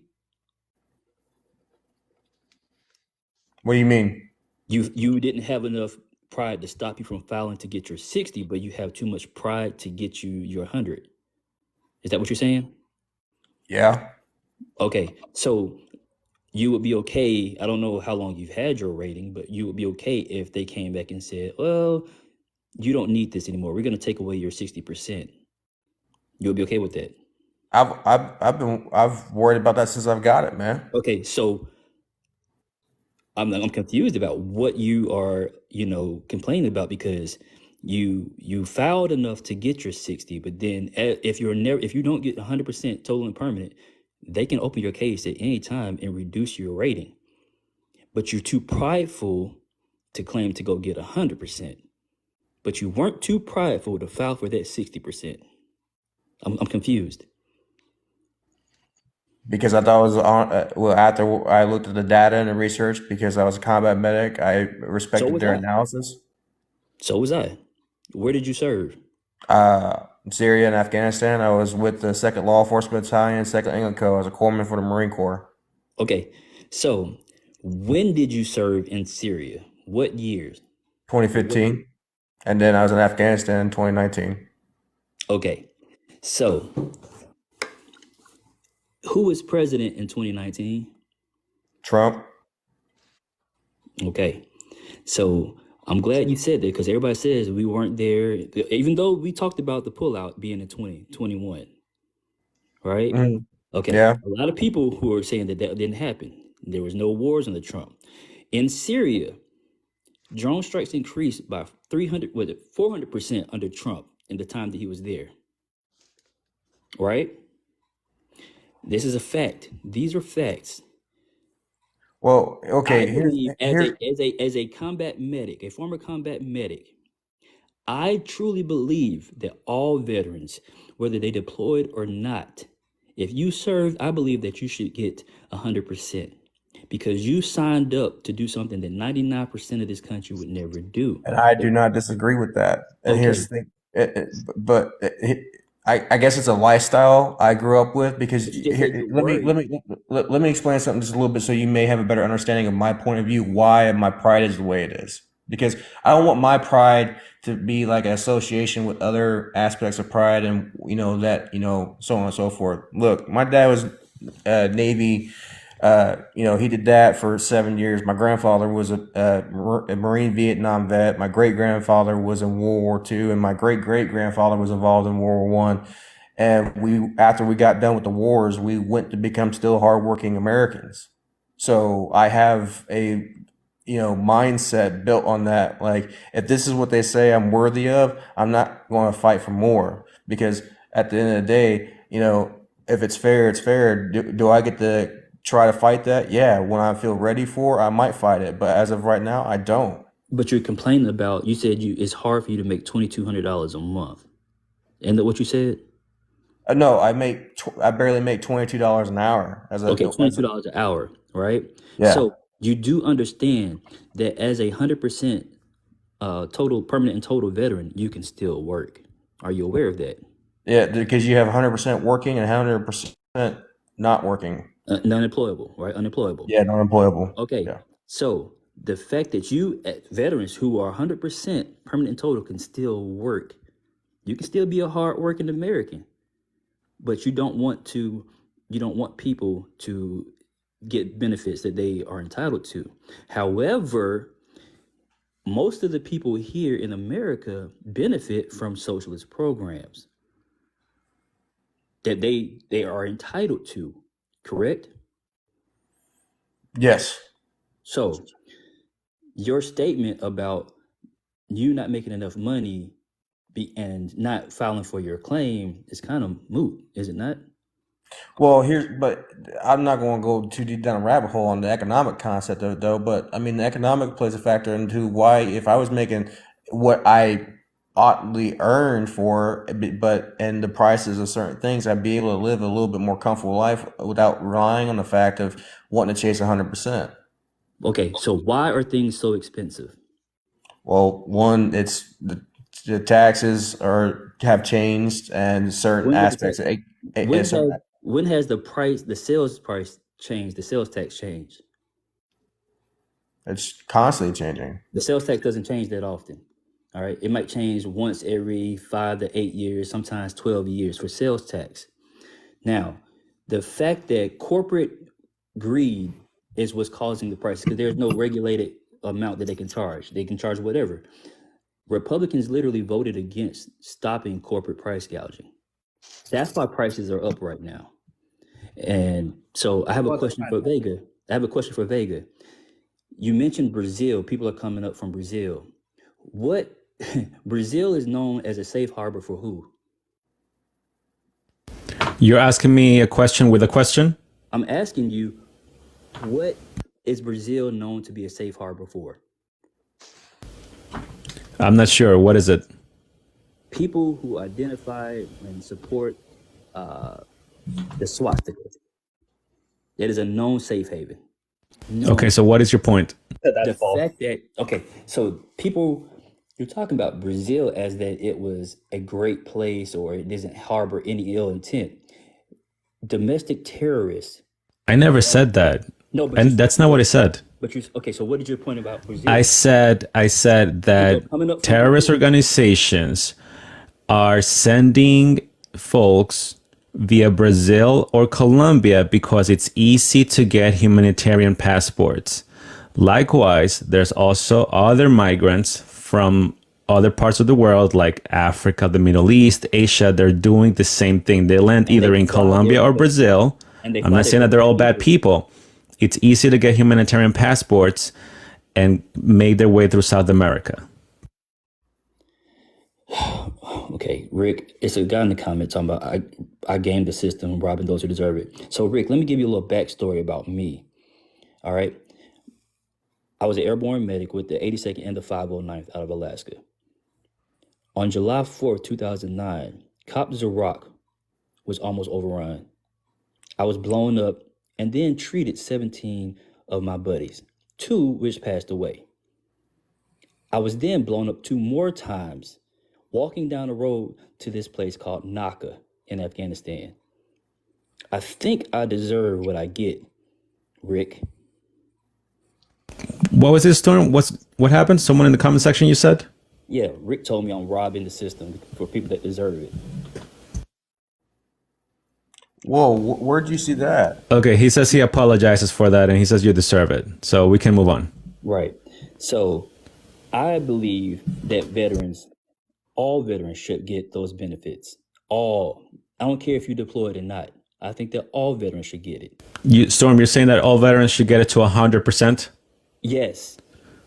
So then, are you a veteran? Are you a veteran, Vega? no, I'm not a veteran. Okay, the reason why I feel that way is because some veterans who have PTSD or TBIs or just, can't grasp the concept how to navigate through the VA system, it gets very infuriating. And Thank you, hopefully. And they shouldn't have to do that. They shouldn't, because they didn't have that much trouble getting into the military to do what they needed to do for this country. But now the country is making them, run through a million hoops to get what they deserve. I think that is Storm, I agree with you. And I believe Jacob agrees with you as well. But then I'm sort of confused, Storm, because we're also we brought up earlier, well, in all fairness, you were not here, how migrants are being prioritized and there's still veterans needing assistance. So what's your take on that then? They're not being prioritized.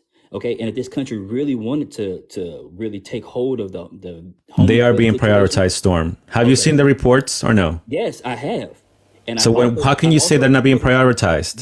So tell me exactly what you mean by they being prioritized. In Chicago, citizens are complaining that they've been waiting for housing assistance. Some of them are still waiting over a year and they have gotten none. Meanwhile, migrants come here within a few months. They're getting up to $9,000 on the high end rental assistance. Let me finish, Storm, because you asked the question. Rental assistance, helping moving them, and also even furnishing their apartments. That's why people in Chicago are complaining and are doing all of these rallies, if you will, in front of their city council members. You don't say that's prioritizing? So let me explain what that is. First off, it's not the migrants from the southern border that are getting any assistance. The people that are getting assistance came here. They're Ukrainians. And they're what? Yes. Storm, what are you talking about? These are facts. This is reported by the local news in Chicago. Have you seen the reports?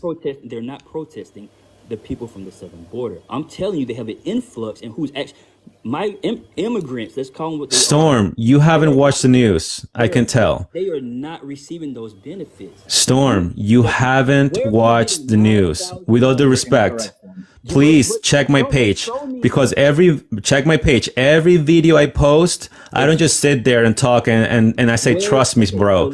Every video I report on, I put the sources. You haven't watched. How can you come, Storm? How can you sit here and say that the Ukrainian migrants are the one getting the benefits? Where are you getting this from? Okay, so let me explain. Ukrainian refugees, because they got labeled as refugees, receive assistance. Refugees get assistance. Migrants don't. Under our law, refugees get benefits. not migrants. Storm, you are partially correct. I am correct. Under the law, that's correct. tell They're me- not tell me- supposed to be getting any assistance on paper, And they but don't they get are, Storm. That's what we are complaining about because it's unlawful. Even Show under me sanctuary city, under sanctuary city laws, there's nowhere within that ordinance that says they are to help with shelter, meals, or any other accommodation. Show me where anybody is receiving $9,000 in rental assistance. Okay, Storm, do me a favor. Go on Google and put 9,000 migrant rental Chicago. Just put it like So are that. you saying 9,000 people or 9,000? $9,000 on the high end, Storm. Also, open another tab, Storm, and Google New York budget cuts due to migrant crisis. Storm, you haven't watched the news. And why are they in New York? Why are they in New York? Tell me why Storm, they- it's a sanctuary city. How did they get to New York? They were bused there because it's a sanctuary city. Illegal. Texas is not a sanctuary state. They don't want them there. They didn't welcome them. They didn't call on them, Storm. Okay, Vega. Under our laws, I want to talk about the whole when Ukrainian. when immigrants come and they step foot and soil into a state, they're supposed to be processed and stay there. What they did was kidnapping and sent them to these sanctuary cities without their knowledge. Storm, you haven't watched the news, That Storm. is the truth. That's Storm, go to my chat. Storm, do you follow me, by the I No, I don't. Oh, okay. You don't have to follow me. That's okay. It But just go. Look, Storm. Go on my page. I post various sources from different networks where you can see they ask the migrants themselves upon entering the U.S., where are you going? They say New York, California, Chicago, Seattle, Denver, because they know those states welcomed them and called on them to come and be sheltered there. They're not stupid. They're not going to go to Texas. They're not going to go to Florida because they know they're not welcome there. So that's why they're not being kidnapped to go there. They want to go there. Okay, so let me get this straight then. If they don't want to go to Texas, Florida, Arizona, any one of those states that border Mexico, then why do they land there? Why do they go there? How do they go Because that's the border, Storm. Correct. What do you mean? Correct. And under the law and constitution, the states are supposed to process them and treat them Yeah. accordingly. Now, Yeah, when hold on. it's done accordingly, Right, Storm. and then why is Greg Abbott and Ron DeSantis facing lawsuits for what they have done? Anybody If it was legal. If it was legal, Storm. tell me why. Tell me why. Storm, because the Democrats, they love to say, we love the immigrants. You guys are welcome. And the minute they show up, they want Texas and Arizona to take care of it. And that's unfair. You welcome them that way, you take care of them then. And now that they're getting them, they don't want them anymore either. I'm glad you said that. I'm so glad you said that. Right? Can I ask you, are you pro-life? Okay, now we're going to another topic, Storm. It's the same. It's the No. same But you keep doing this. We're talking about something, and then you're jumping into another I'm topic. not going to stay on that topic. I just want to know, is it yes or no? I just want to know because it's the same. Of course, I'm pro-life. Absolutely. Okay, so what you just said to me about wanting them to come here, then I should take care of them. If you're supporting pro-life and you want babies to be born, then you should take care of them. No, I'm What? sorry. Yes. That's a ridiculous argument. You Okay, can't hold say on. that's- Storm, you lost me there. Lucci, go ahead. It's the same Yeah, thing. so- No, you Okay, can't Storm, do you that. spoke for a while. Go ahead, Lucci. Yeah, so Papa, you can't use that position because we all know what it means to be pro-life or pro-choice.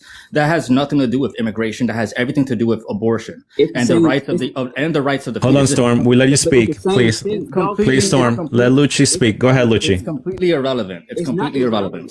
Yes, it is. It's Storm, completely irrelevant. please It's a mute. deflection Thanks. and it's a Lucci, go ahead. disingenuous- it's a Storm, I disingenuous- promise I'll let you respond, but let him speak. Go ahead, Lucci. It is a disingenuous, loaded question. Absolutely. It's disingenuous. It's not associated with the actual debate that we're having over here when it comes to immigration. So as it pertains to immigration, you said earlier when it comes to Ukrainians coming to the United States and them getting benefits, which that is true. However, these people are not going to the south side of Chicago. They're not going to the East LA, They're not going to West End, Orlando, Florida. Are they going to DC? They're more likely to go to DC. They're more likely to go to New York. They're more likely to go to major cities, but they're not going to be in like the ghetto. They're not going to be in the hood. Oh, the ghetto. Where a lot of these people, where a lot of migrants, Latino migrants, tend to go towards, like the South End is Chicago. Do they come to Atlanta? They could, but it's very unlikely for them to come to Atlanta, for the Why? Ukrainians specifically. Why? Because they're here in Georgia, in Atlanta. yes, And but they, it's okay, not, but it's no, no, no, no, unlikely. no, no. Unlikely in They comparison get, to New York City. and they Comparison to get, New York and they City. get Storm, let him speak, please, one at a time. Lucci, go what I'm ahead. saying is wrong, and he tried to tell. But Storm, what you said was also wrong. We didn't was cut you not off. wrong. Let him finalize, and then you can respond. Lucci, go ahead. No, I'm pretty much finished. He can say whatever he wants. Okay, Storm, I'll let you reply briefly, please. We have other All right, people that I want to got you. speak. I got you. So Ukrainian refugees have gotten full scholarships to college, full scholarships, and a lot have gotten to full scholarships to HBCUs because of their identity. Okay, so I don't understand how y'all saying they're not here. They are everywhere, and they reap the benefits. I I never didn't said say they weren't here. You know, We never said he's that, saying yeah. they're not. They wouldn't come here. They go everywhere. No, because that's not what I said. That's not what I You said. saying they would not choose to come I here? said they but are yet- unlikely to come but to that's not Atlanta true. That in is comparison not- to New York City. That's That's not what I true stated. at all. That's not Yes, true it at is, all. because statistically, most of the people are heading to New York City, not to Atlanta, Georgia. Ukrainian refugees are here in Georgia by the Okay, droves. that's not my argument. My argument Yes, was it that is. most That's of the what we're people talking are about. going I to New literally York said City, not to Ukrainian. Atlanta. They're I not going said- to go to Atlanta They, in but they do. comparison to New York they- City. Are you? Do you live in Georgia? Listen to me. Listen Do to you what I'm live in saying. Georgia? They are unlikely to go to How are you going to say what they're Atlanta unlikely to do when they're because doing most it? of the population is heading towards New York City. There's a more proportional population that is Ukrainian in New York refugees City are not versus going Atlanta, there. Georgia. Okay, Storm, let him finalize. No, Go ahead, I Lucci. wasn't finished talking, and then you just jumped back in. You told me. Okay, Storm, okay, go ahead, Storm, finalize, please. Okay, they are literally here in the droves, and I'm telling you, they are here because I've encountered them, and they bring their racism from Ukraine over here with them. This is a fact. Then you can look at. You want to talk about news? Research that. That is a fact. They are here and they bring their rhetoric, which is why I brought up Brazil. And then Luke tried to say I confused it with Argentina. I didn't confuse it with Argentina. Argentina and Brazil share the same sentiment to support those people. No, they don't. Okay. All right. Yeah. Okay, so- Storm. Okay, I want to move on. I disagree with what Storm said. I don't like to generalize a whole group. That's why I say some. Okay, by the way, I live in Nevada. I've met Ukrainian refugees, and I don't see them taking place in shelters. They have usually a place to go or a family member, or them themselves are renting a spot. Why do they have- I want to move on. They Hold got- on, Storm. I want to move on. I'll come back to you. They requested host families. I'll come back to you. Erica, welcome to the panel. Go ahead. Hey, yeah, I'm not sure if, Storm has seen the news, but I grew up in a border town. And I don't know what Storm is missing, but they are literally interviewing the individuals coming across the border, and they're not seeking asylum. You know what they're saying is that they're coming because Biden said that they would give them the housing, and they have interviews all over. And it's not Fox. I'm not watching Fox. I'm not watching CNN. This is local news. This is local news, 10 minutes away from the border. So you're talking about, Browntown. It's Brownsville is what we call Browntown down there. And that's doesn't mean anything. It's just, that's what we call it down there. So you sit there and you watch these individuals. There's nothing wrong with immigration. I have no issue with immigration because, again, this country was born on migrants. However, you are supposed to come in and do it legally through the port of entry. And you are supposed to go through a process. No matter how hard it is a process. You can't start off in this country breaking the law. How do you expect to be a citizen when you're walking in already, breaking the law? But they are interviews, person after person. And what Vega was saying, he is 100% correct, because it is on local news. They are asking each and every single one, and thousands in a line, just going and going, asking, where are you headed? Where are you headed? All of them. New York. Where's the other place? California. People Chicago, New Jersey. Chicago, New Jersey. They're going everywhere. They're not getting on the bus as in what you called kidnapped. They are signing a form saying that they are choosing to go, and they are put on the bus and they are bussed over there because that is their destination. As they are crossing the border, they are So asking them. Erica, can I ask you why? So Of the course. lawsuit that Greg Abbott Uh-huh. and Ron DeSantis were facing for the actions that they took are not warranted. Thank you. Hopefully. I need to, can you kind of tell me what they're being sued for? For kidnapping. I honestly, I don't watch CNN. I don't watch I Fox. don't I don't either. watch I watch our local news. I don't watch Fox There or is CNN. absolutely nothing that I have heard. Now, I'm not saying it doesn't exist. I am not saying there's nothing that I just not have heard anything, but however, the proof from what I see is on the actual videos that are taken by our local news. Now, obviously, By the way, just for the record, Erica, I would like to add they themselves post their own journey on social media oh yes. and where they want to go themselves. They're not being kidnapped, No, where they at least want, not all of them or a where they majority of want, them. Hold where on, they Storm. want. Hold on, Storm. Everybody wants to speak. John, welcome to the panel. Go ahead. Hi guys, thanks for letting me go. And I started a channel that's growing called Purgatory News. If you all want to check it out, I want to discuss as I am here in Chicago, and hundreds of millions of dollars have been allocated to the illegal migrants right here in Chicago. I will ask people this: if they're thinking about the impending Great Depression, unlike anything we've ever seen in our lives, is coming to fruition right now. We currently have $1.3 trillion worth of credit card debt. 25% of Americans are still currently paying their credit card debt from Christmas last year. A 50% currently a 50% real estate occupancy rate that is empty, which is going to bring down the banks. So my question is to people: do they realize the coming Great Depression that is about ready to happen in the United States? A Great Depression unlike anything we've ever seen before. And if you go and Google all the people that are being laid off from their jobs, there are going to be a lot coming next year, unlike anything we've ever seen in modern American history, unlike what the stock market may say. I just talked to a guy today that told me, he emailed me saying that in Virginia, where he lives, he just lost his job. It's a company that's been around since 1946. They make vans and RVs, and a thousand people lost their jobs between their offices in Nashville and North Carolina. And Yellow Trucking, which is the second largest trucking company in the United States, they just laid off all 30,000 of their employees. They just went bankrupt. And the largest shipping company in the United States just laid off 10,000 people. And just so people understand, the Red Sea just closed down all the 5 major shipping companies, which is going to be a logistical nightmare and cause inflation in oil to go through the roof. And the Biden administration just put 15 new military bases on the border with Russia. So my question is to the people who argue about the immigration: what makes them think that we have the funds to take anybody in? The coffers are dry. There is no money for anybody. The food banks are at an all-time low. People are giving less than ever before because they are strapped. The American people are strapped. There is no discretionary spending going on right now. Despite what anybody says, in the next 2 months, American savings is done. So my question is where are the funds coming from? We are $34 trillion in debt.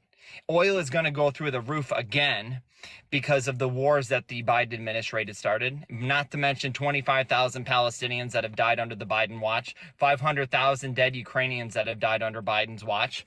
So the party of war that they are. So my question is when do the American people come first? When do the people in this country come first? The homeless people. I am for taking care of our own. No more money to foreign lands. No more money to any illegal immigrant. Every immigrant that came here illegally, and the millions that have come here legally, do not approve of what's going on. But again, we don't have the money to take care of these people. And my question always is to these people: if they're so passionate about this, Why are they not taking them into their own home, giving them a place to stay? All I can say is this. We, as Americans, are the most giving nation on earth, but we are at the end of the rope. We are like the Roman Empire. We are fighting wars all over the world. We have 900 military bases all over the world, and we are in World War III right now. So to think that there is not things like 10,000 Chinese and Russians coming across the border right now against us, and the East uniting, the BRICS nations uniting against us, guys, we have bigger problems on our hands. This entire country is going to economically collapse. Worrying about people coming across the border should be the least of your problem right now. The border should be closed because the ship is full and we cannot afford to take anybody else in. I'm sorry. John, I want to answer that with one word: denial. Okay, denial. And with that, I want to ask you something, John. Being that you mentioned you're from Chicago yourself, what's your response when you hear individuals like Storm who says migrants are not getting benefits, they're not being prioritized? Being that you're there yourself, what's your response to when people are in denial and they don't really realize what's going on? Well, first off, when it comes to Storm, I think Storm is a human being, and I think Storm does care about other people legitimately. I think he's a caring person and he does care for other people. And so I have nothing against Storm, because I don't believe we have the time to talk down amongst each other anymore or to stand with the Republicans or Democrats. They've all let us down. The only person that can solve this problem is Trump. But I'll get back into that on another day. I'm not here to offend people or piss people off. I will say this. Our Democratic governor, J.B. Pritzker, has allocated hundreds of millions of dollars to, by the way, I live in Iowa, but I'm originally from here, and that's where I'm currently residing right now. But I will say the difference in policy is a big deal.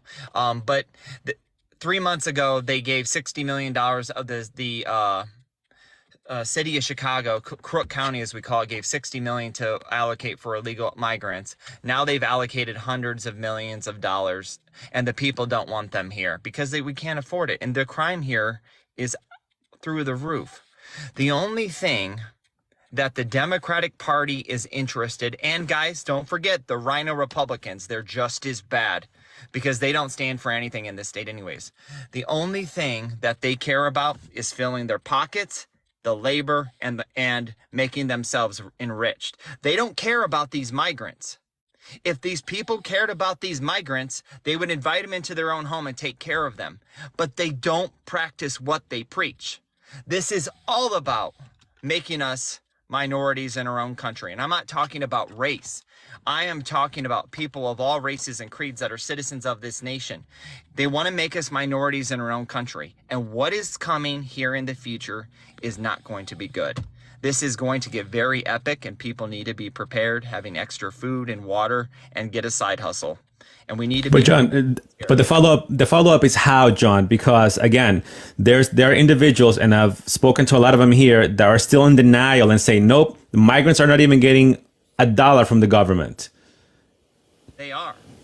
But what's your response to that when you hear Americans saying that, nope, that's not happening? They're saying that it's not happening because they're consumed by going into watching their Netflix and going on with their daily lives.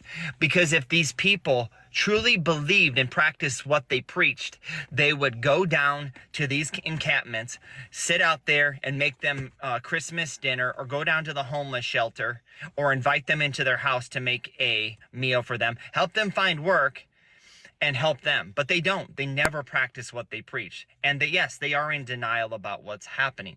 But it's beyond the denial. It's the fact that we can't take care of these people. We don't have the money to do it. The coffers are dry. State and local governments are collapsing. I'm not sure what happened with John. He was removed. I don't know, but I wanted to talk to him. Something happened to John. David, go ahead. I want to give you the word. David's been waiting there. Thank you for your patience. Go ahead. Thank you. I want to agree with a couple of things that John said.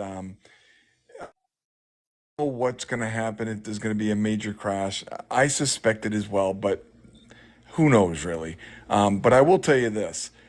I'm a mechanical engineer, and I've earned a very, very modest six-figure income for the last 15 years of my life.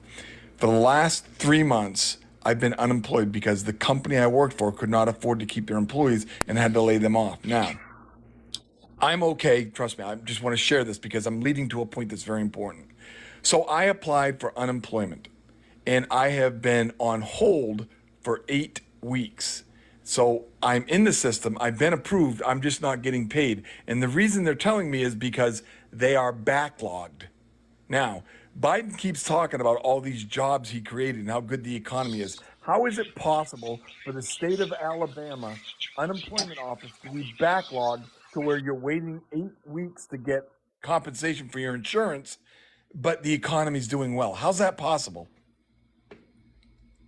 You're saying, David, that is the reports the White House is showing, it's not reflecting on the streets. That's exactly correct. That's not what's. Look, I spoke to the state of Alabama Secretary of State's office 2 days ago, and I told her, because this problem's been going on for 8 weeks, as I said, ma'am, I got bills to pay. What am I supposed to do? And she said, Mr. Martin, let me tell you this.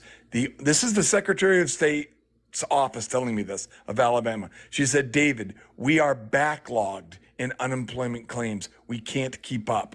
And I said to her, hold on a second. If that's true, why is Biden on TV telling everybody the economy's good? How can both be true? What was her response? She said, I don't have an answer for you, Mr. Martin, but right now we're backlogged. That's all I can tell you. Okay, so can I address a couple things and then I'll leave because I can tell y'all don't like what I'm saying. So Storm, you're welcome to have an opposing view. I'm actually following you. Go ahead, Storm. Go ahead. Okay, Storm has the word now. So everyone, please mute so we can hear him. So I'm gonna go backwards. So David, do you know Alabama ranks 44th across 8 metrics, including finances, and they are considered one of the poorest states? So it's talk to your governor, and to the guy that was up above David. Yellow Trucking got a $700 million loan from Trump to keep their business going. And they had their employees paying into their retirement funds that they didn't even pay the right company. They took their employees' money, just like they took Trump's $700 million for the executives, and that's why their business went under. They reported that they were having a $1.1 million operating expense every day, but they can't prove that, which is why those employees are suing them because they took their money. They took their 401ks, their retirement. That's why Yellow Trucking went under. Those executives of Yellow Trucking Company are still afloat. And actually, they have a 4.62 rate on the Dow Jones right now. So that's baffling for a company that filed bankruptcy. Now, again, corporate greed. If y'all want to talk about money, Republicans voted to allow corporate companies to continue to raise prices for whatever they wanted to. Democrats recognized what was going on as part of the Inflation Reduction Act and proposed legislation to stop the corporate price gouging, to bring down inflation. And Republicans said, no, we're going to let that ride because this is a world of capitalists. We need the money. Everybody has the right to make money. That's literally what they said on the House floor. So don't sit here and do this stuff and not understand what's really happening and understand facts. Okay, that's what's happening. Those are facts. Okay, David, he brought you up. Do you want to respond?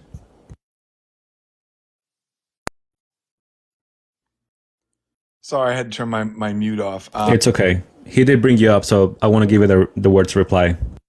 Yeah, he did mention, but I don't see what anything he brought up has anything to do with what I said.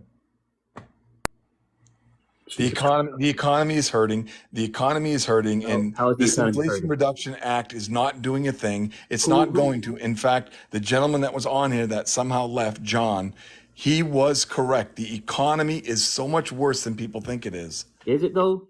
Because yes, it is. Look at the big companies are laying people off and keeping the profits for themselves at the top. Elon Musk and Google, all these places that you're talking about laid people off. They kept their money. The But that has CEOs gave nothing each to other. do with Hold the on, and economy, look at Storm. what All I'm saying Hasbro. is people like myself aren't making money. The It's got nothing CEOs, to it do has with these nothing to guys. do with Biden. It has nothing to do with Biden. It's the CEOs and Republicans who voted to allow these things to happen.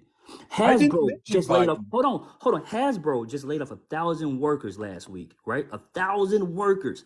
Meanwhile, their corporate team took home $3.6 billion each, and that's the lower sum. $3.6 million each as a bonus. Sorry, as a million, as a bonus. A bonus after they laid off 1,000 workers. It has nothing to do with Biden. I wish So, but you're starting from sort of the middle to end. Why did the companies do all those layoffs? because they want to get those bonuses, and then it happens Okay, every but no, year. hold on. It happens But every year. That's but what hold on. I'm But saying. under Trump, there weren't the layoffs like that. So why Yes, there under were. Biden that Yes, there occurred? were. Yes, there were. Trump No, they literally weren't. closed factories. Storm, not to that scale. He literally sent factories across the ocean. He did. And the Storm, Midwest. you Okay. mentioned Tesla and you mentioned Google. I'm an investor in those companies. The layoffs were not like that, like they were under Biden. Yeah, you're right. They weren't like that under Biden. So I'm asking you because you specifically said you They are weren't correct. like They did Biden do a did too. massive number of layoffs because I'm an investor, so I know about that. So They am do a I. So massive number of what? layoffs to maintain their profits You because do that's what realize that the Trump never companies said need their cash flow to sustain the stock prices and Trump continue on literally growing. So I Trump agree literally with you. said Hold on, I agree with you on that. But I'm asking you why those massive layoffs did not occur under Trump and occurred under Biden. they did occur under Trump. That's what I'm They trying didn't. to The tell you. Storm. How Yes, are you they going to say did. that? They did because seven failed under Trump, and then y'all got all up in arms about the Tesla We're banks not that talking failed under about. Biden You because mentioned Google and Tesla specifically. So I'm asking you, why didn't those because layoffs occur if under you Trump? what okay, so as an IT person, I don't really dib and dab when I want to. My cousin has he's an IT recruiter. He has an IT recruiting company, a very successful IT recruiting company in Atlanta. They hire everybody back again, different people back again to fill those roles that they lay off every year. Every Okay, year but they that's not do a it. new job, though. That is not a new I'm job. not saying I it was a lost new my job. job I'm because trying I to didn't say take the he vaccine. asked me, David. He wasn't asking. He wasn't. Nobody said anything about a new job. He said that they are going. Why? He asked me why did they lay them off? Now I'm telling him they laid people off. They lay people off every year to recoup their bonuses for the executives. And then in the January, February time, there's a hiring frenzy all over again to keep so they can have their money throughout the year. And then they fire those same people at the end of the year so they can keep their bonuses.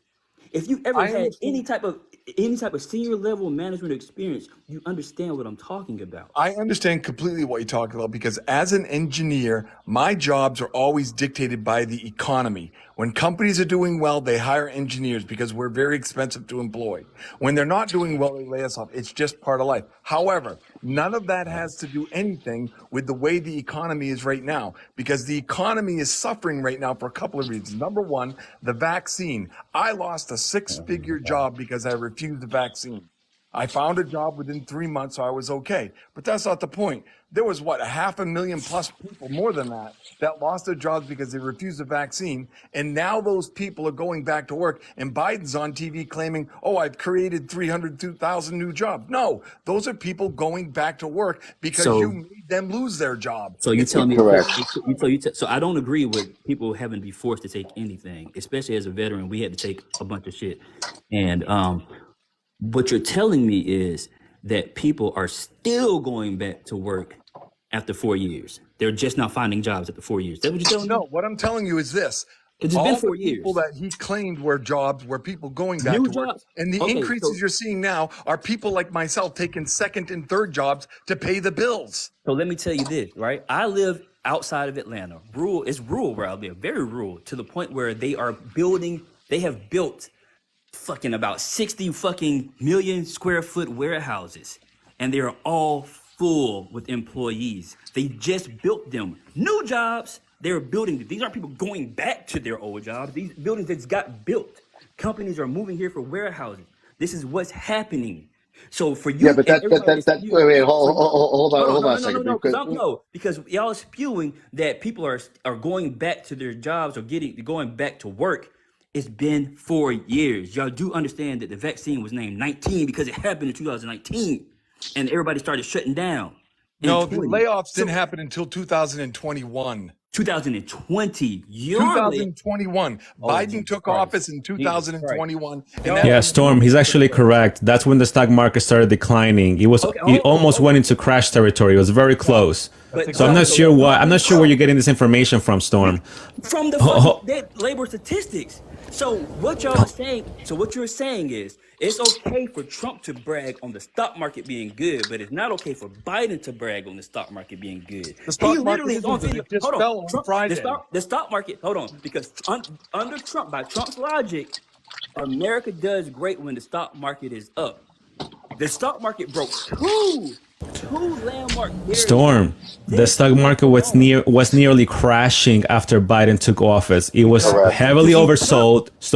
he took over Storm, Trump. I'm an investor in the market. Let me explain to you. Man, The you stock can't market explain to me nearly because crashed after you can't Biden took explain it because office. you don't Storm, understand it. you're You not don't you understand ask a question, you're not letting me answer. because you don't The stock understand. market You like nearly to say some collapsed. bullshit. I'm The telling you, I'm companies with that. took it upon themselves to do massive layoffs to maintain profits, and that's what they've done. They were heavily oversold, and investors like myself, we saw the good deals that occurred in 2021, and we put a lot of money in there, and obviously it bounced because they maintained their profits. So it's not because Biden the savior. That doesn't also mean Did I even that say we're anything about in the Biden best being times of the our savior? lives either. That nigga, Hold on, Storm, because I do want to ask Martin something real quick. David, you mentioned that you're an engineer and that you found a job after 3 months, Thank you, politician. but you're also laid off again. What happened? Are you struggling to get a new job? What's going on? Well, I wouldn't say I'm struggling because of the companies are in a bad situation or because of my resume isn't good. I've been an engineer for 30 years.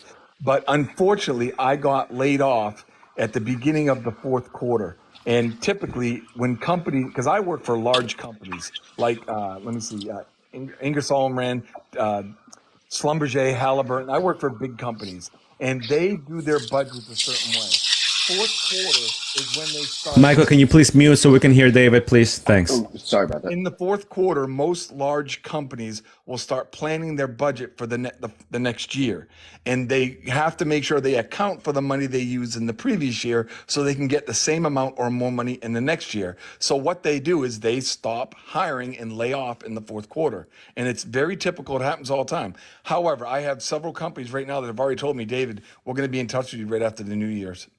So I'm not concerned about me finding a But job. that's literally I'm what I just fortunate said. because I'm an engineer. But there are a lot of other people out there that don't have the same fortune that I have because I have a college education. But It's isn't that what I hard. just said though? I literally just said they lay off or fire people at the end of the year, and then they rehire them at the beginning of the year. I literally just said that. I just And no one said that. disagreed with you. Yes, Nobody disagreed with you. Vega is literally disagreeing that that's happened.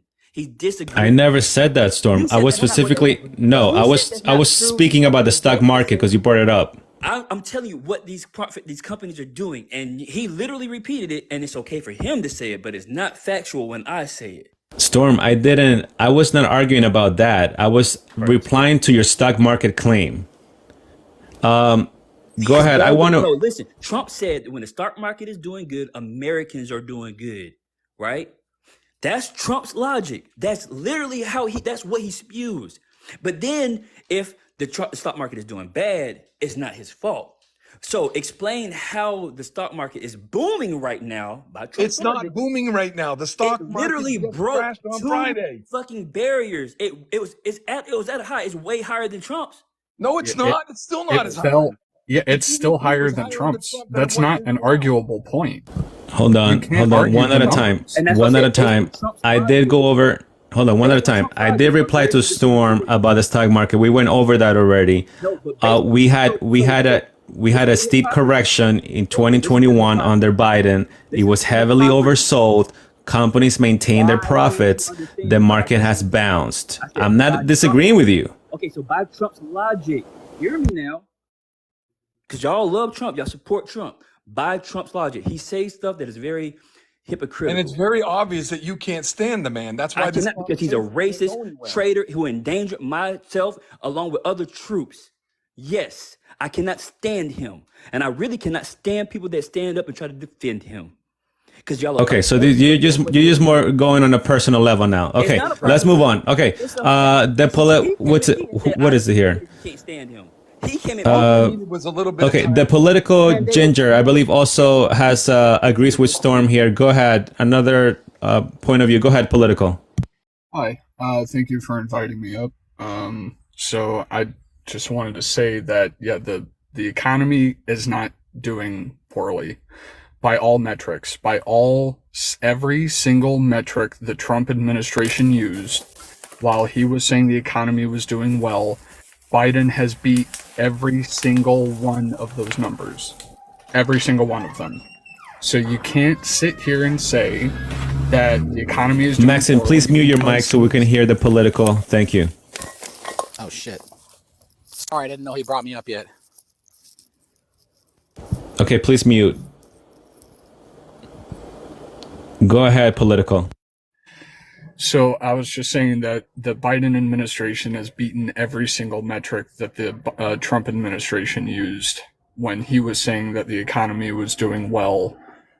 It's the same thing. So you can't have it both ways. Saying that Biden's economy is doing so poorly and all these people are out of jobs and all these, like, it doesn't make sense. Like, it just doesn't. That's a question. Okay, so he also beat Trump in inflation, gas prices, all that stuff that's related to the economy, right? The world economy suffered. That's not Biden's fault. That's not Biden's fault. Okay. I want to give the word, go ahead to Max Info. Welcome to the panel. Go ahead. Hey, thanks. How's it going, guys? How are you? I'm doing okay. I just had a comment. I was in here a little bit kind of watching, and I see your banner there says Veterans for Trump.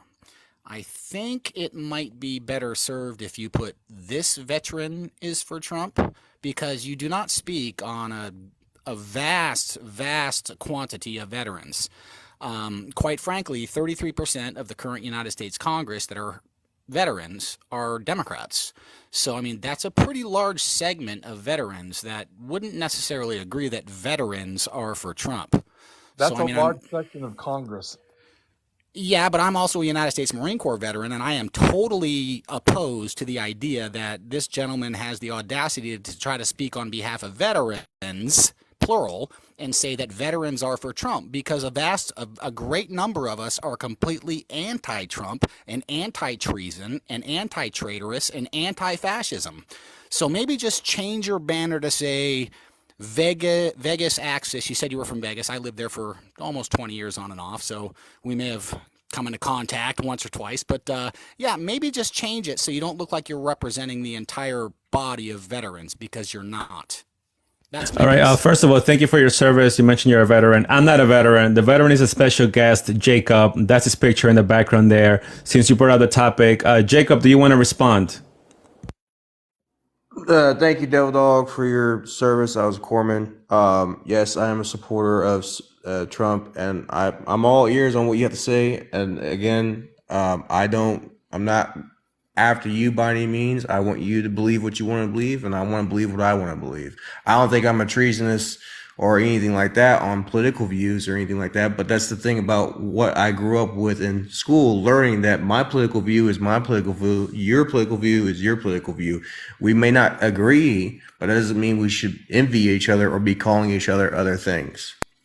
And I don't disagree, but what I do disagree with is the idea that and I'm sorry, host, if the whole thing kind of bleeds together there on the left-hand side of my screen, so I thought that was your background. But no, what I'm getting at here is your representation of veterans for Trump. It sort of lends this whole idea that the U.S. military and veterans are all supporters of Donald Trump. I mean, I would be much more comfortable as a veteran if you said, I'm a veteran and I'm for Trump, because I can guarantee you there are people in this live right now that are our veterans that are not for Trump. And I can guarantee you that there are people on TikTok that come across these types of lives that are veterans and that vehemently oppose Trump, and 33% of the U.S. Congress right now that are veterans, of the veterans serving in Congress, 33% of them are Democrats. So, I mean, I don't like that background. Well, I see. if I could I just see touch where on that you're really getting at. quick, please. Hold on. Let's let Jacob reply, and then I'll give the word to David. Go ahead, Jacob. I can see where you're coming from, Devil Dog. I mean, I totally understand what you see there, but I also, take it for surface value or face value. When I see that banner, I know it's a representation of me being here, but I see that for veterans for Trump, as in the veterans who are supportive of Trump or veterans who have a mind of the politics for Trump, but also opens up the invitation for those who oppose and come to a great debate to exercise our freedoms and exercise our way of speech. But I do see where you're coming from with what you're trying to say. Okay, David, you want to reply? Go ahead. Yeah, just one quick note about your sign, Veterans for Trump. It's plural, but of all the people in this room right now, including Max Info, Jacob, and myself, 3 of us are actually veterans, and I believe all 3 of us are combat vets, if I'm not mistaken. So, out of the 3 people that are actually veterans, 2 of us are Trump supporters. So the sign is correct when it says veterans, plural. Veterans support Trump. And if only 33% of veterans are Democratic, that means what? 77% are Republican. Max, do you want to respond? Sure, the number would actually be 66%. It's about But one still third to higher two than thirds. 33, though, isn't it? It is, but I'm just saying he as an individual is making that objective statement without knowing who he might encounter on this panel. Yes, he might know that you're a veteran that supports Trump, but I'm just saying that blanket statement in and of itself as an individual. Now listen, if there was like an organization that was called Veterans for Trump, and there probably is and there may be, I don't know, then go out there and do your thing. But on a live like this where you got one guy saying Veterans for Trump, hoping that maybe some other veteran that support Trump comes up, I just find that kind of disingenuous and disrespectful to veterans that don't share those same views. Well, fortunately, he's only going to disrespect or discourage 33%. Well, hold on. Let's not tag team like this. Let's not do that. One, because this was the special guest here is me, and it's me supporting Trump. But also, if you got Devil Dog, I get what you're saying. I 100%, because I love my Marines. I 100% see what you're saying as a blanket statement for what it is.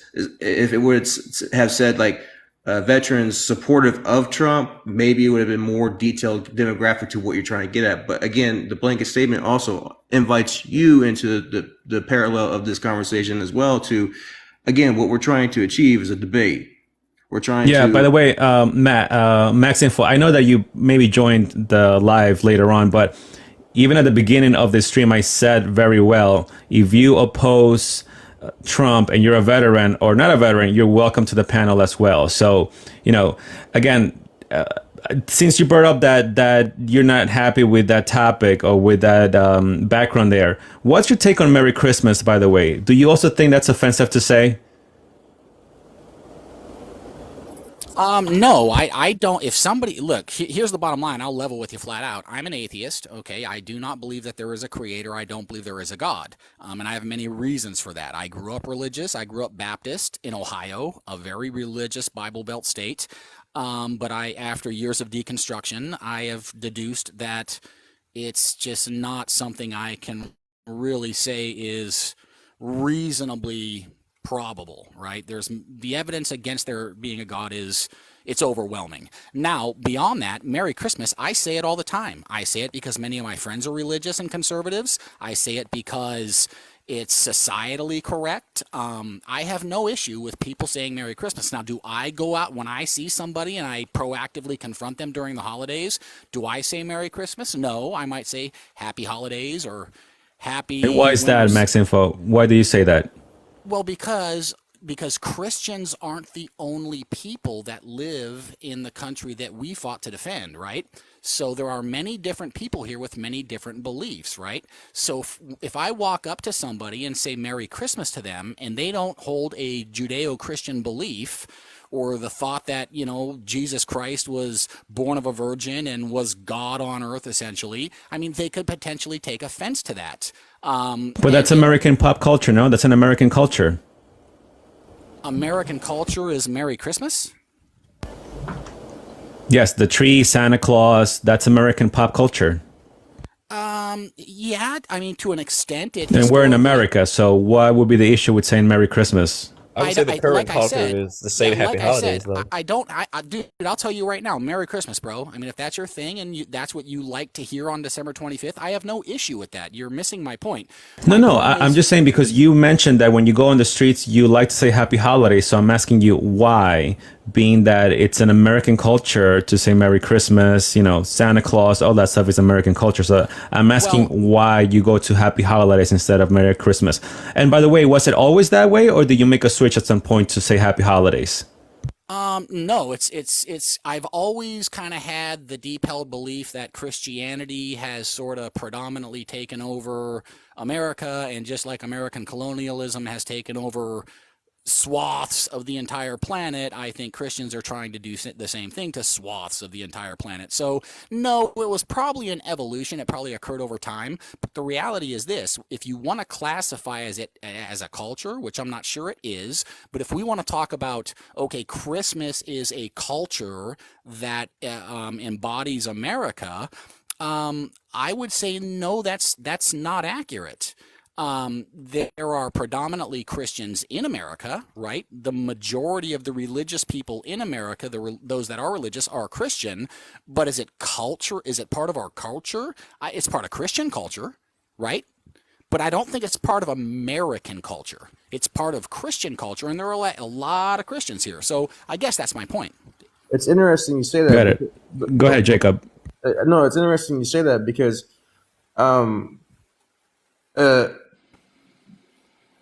but if you look at American culture, it's a mixture. It's a mixture of things, right?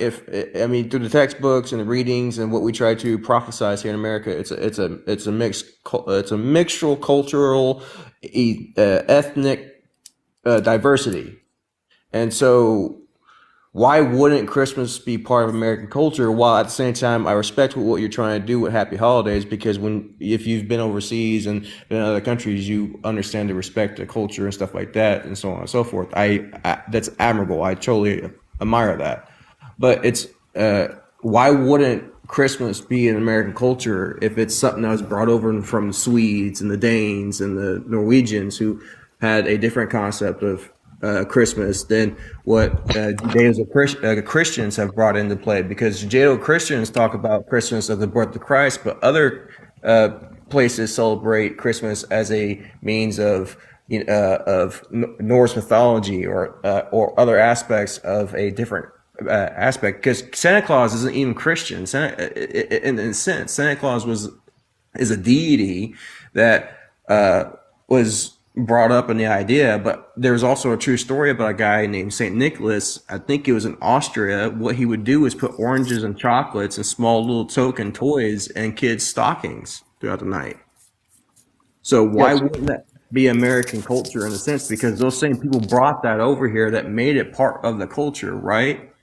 Right. So we agree to an extent, and I will concede that point. I agree with you to the extent that Christmas is an American Christian. If we're going to classify that as a cultural thing, Christians in America culturally celebrate Christmas, right? I can accept that, and I accept that there are a lot of Christians in America. So yes, I mean, if you want to call Christmas a culture, then yes, there is a place for it in America. However, that's not what America embodies. We Can I say embody something? diversity. Sure. Okay, hold on. But just to be clear, so you said that you don't find that offensive anyway. You just prefer to say Happy Holidays, but you don't find that offensive. No, if somebody says Merry Christmas, I pretty much, I will say Merry Christmas right back. Got it. Okay, I that was respect the fact that that's kind of I kind of understand what they believe in, yeah. got it. Okay, thank you. KO, welcome to the panel. Go ahead. Hey, thanks for having me. I think for a lot of people celebrate Christmas without the whole explicit Christian stuff. I think Santa Claus and Christmas tree, all that stuff is not Christian. That's pagan. I think all that stuff is merged and been a part of American culture. Not even to include Jesus in that portion, just to the presence and the Santa and the snow and snowmen and all that kind of stuff. It's like really, it's like, yeah, it's pop culture. It's just, it's I time did of say year to that. Yeah, give I never gifts said and about. have dinner. I never mentioned Jesus. I was talking about pop culture, American culture. Yeah. Yeah. Okay, that's what I was saying. So, do you find that offensive? Merry Christmas, KO. No, I don't. Okay, Jacob, sir, do you find that offensive? Merry Christmas, or do you prefer Happy Holidays? I have a different belief on this, and like Max Info, because I don't find it offensive. But then again, you know, it's because I stood for the country, for the people who come into this country. And let me explain this, and I think Max Info would agree. My personal beliefs on certain things culturally and so on and so forth get stripped down to a different concept when joining the military. And so you have a different outtake, a different outlook on many things because you're introduced to a different culture of people and you get introduced to multiple things. And when you go overseas and so on and so forth, you have to respect those other countries' boundaries and certain things. Like in Afghanistan and certain places in Syria and Kuwait, military women have to wear or cover their face to respect that country because that's their law. So I grew up Merry Christmas all the way. Do I necessarily agree to being mindful of saying Happy Holidays? I make that mistake all the time, but I am more aware of saying Happy Holidays as a backup if I say Merry Christmas in a group of people, because everyone has a different belief. Clearly, we're here because we all have a different belief, and we're all having this conversation, and we're trying to divulge that. So personally, to me, no, Merry Christmas is not offensive, but I have a different boundary of respect for Merry Christmas or Happy Holidays. Right, and Jacob, and like you mentioned, when you went overseas, you respect other nations' cultures, correct? Oh, 100%. Yeah, so that's why I brought it up as to it shouldn't be offensive because it is American culture. And I just want to bring up this article here real quick, just briefly. It's a long article. So this is per theconversation.com. The title is How Christmas Became an American Holiday Tradition with a Santa Claus, Gifts, and a Tree. You're very welcome, guys, to Google it. It's actually a good read. I'm just going to highlight the main point of the article. And so, and I quote, and in December 1889, President Benjamin Harrison began the tradition of setting up a Christmas tree at the White House. Christmas had finally become an American holiday tradition. Go ahead, Michael. Do you want to say something?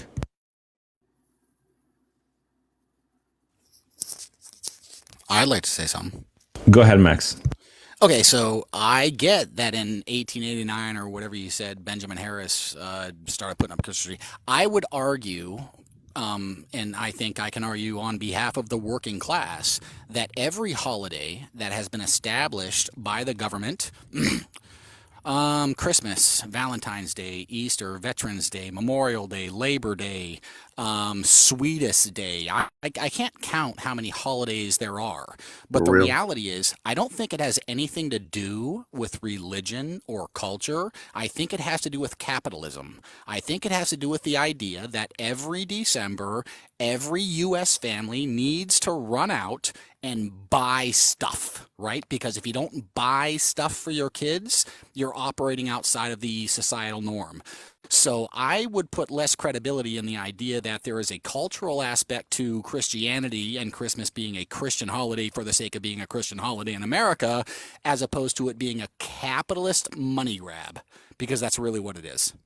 Got it. Okay. Max, by the way, are you a socialist? No, I'm not a socialist. Okay. Okay, David, so same question to you. What was that, Max? I'm a communist. You're pro-communism? Yes. Okay, all right. David, same question to you. Merry Christmas. Do you find that offensive? No, I don't. And I try to be incredibly careful around this subject because unfortunately it can be very offensive to some people. So out of respect, I don't really get involved in those kinds of conversations. In my personal beliefs, which are religious, and I just want to, I'm only saying this to explain why I don't get involved in these conversations, not to offend anybody. I don't do it because in my religious beliefs, Christmas and many of the other Christian holidays are paganistic. And that's why I don't do it for me. Copy, but you don't find that offensive. Not at all. It doesn't bother me one bit. People can do Got what it. they want to do. That's why I'm a veteran, because I fought so people could have that right to do what they want. The freedom, yes. Michael, go ahead. Do you believe it's offensive? Merry Christmas.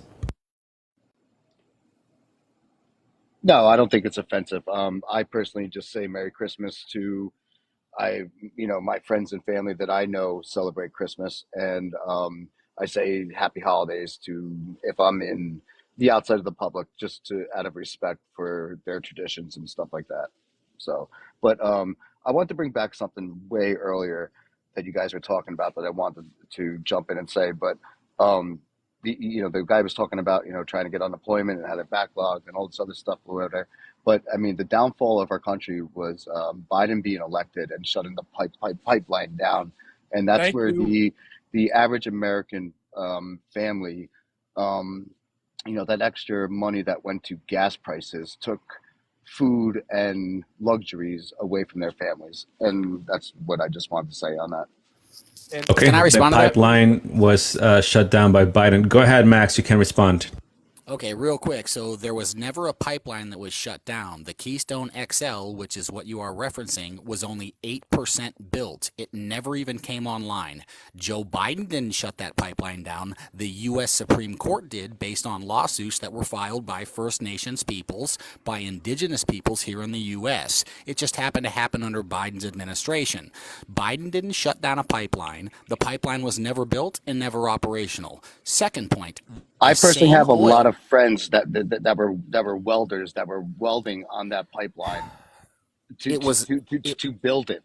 okay, So and those guys may have lost their jobs, but you said the pipeline was shut down. That was your direct quote, was it not? yes, okay. So maybe Okay, I so should have said And come on, Biden stopped. semantics are really important. it's not So semantics, it's facts. So listen, that same oil that he's referencing that would come through the Canada pipeline down to the Gulf of Mexico, the Keystone XL, we're still getting that very same oil. The pipeline was only a means of distribution.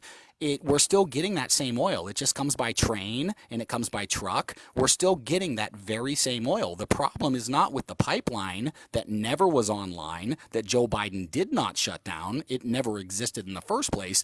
The problem is that the United States does not have the refinery capacity to refine our own oil into oil and other products that we can use. It's refinery capacity. That's it. As a matter of fact, if you look at the statistics right now, Joe Biden's administration is on track right now to drill more oil, to export more oil from the United States than Donald Trump did.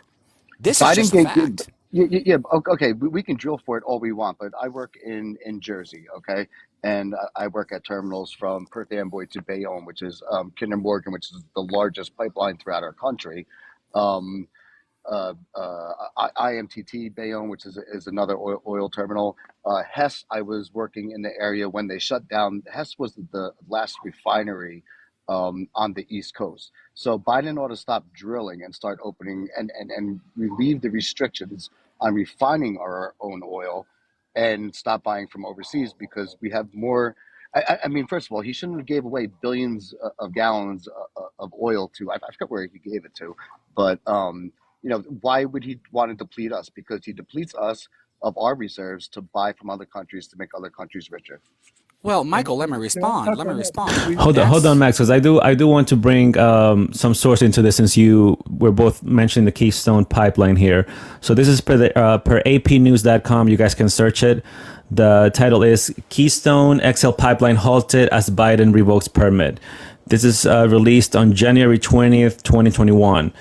Okay, so Toronto, AP, and I quote, construction on the long disputed Keystone oil pipeline halted Wednesday as incoming U.S. President Joe Biden revoked its permit on his first day in office.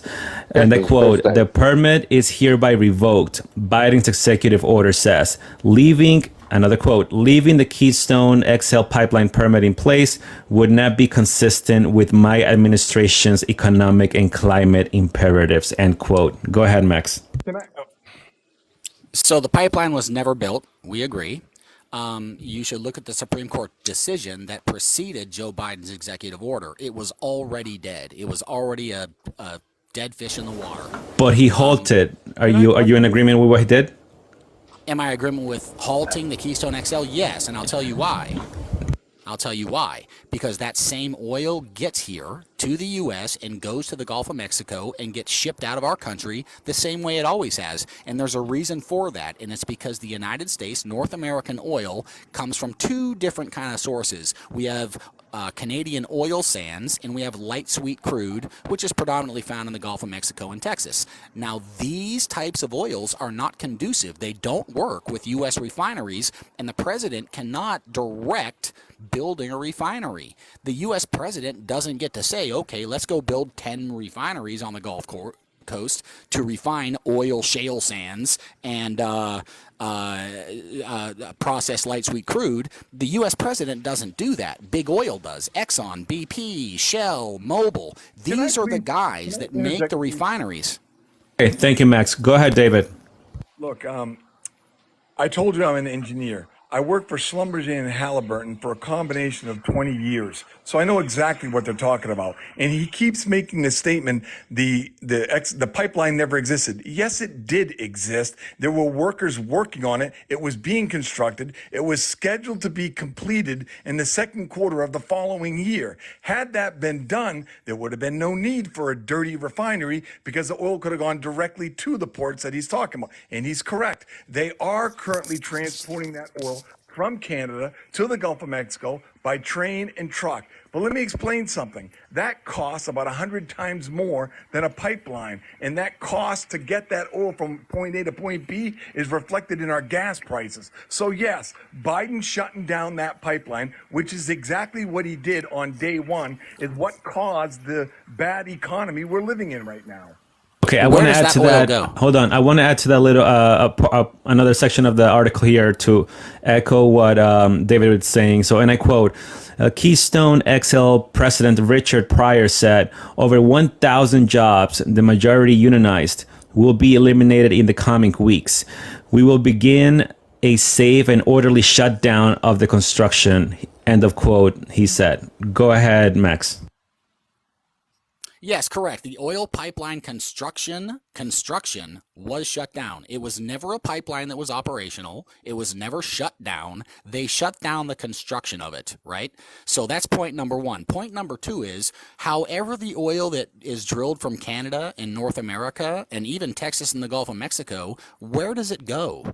We don't refine it here in the U.S. We ship it outward because we are much more equipped with our 12 refineries along the Gulf Coast to deal with heavy crude, not light sweet crude and not shale sand oil that comes from Canada. So yes, the oil is never going to stay in America that we drill here because we simply don't have the infrastructure to refine it into the products that we need, such as gasoline, plastics, various food products.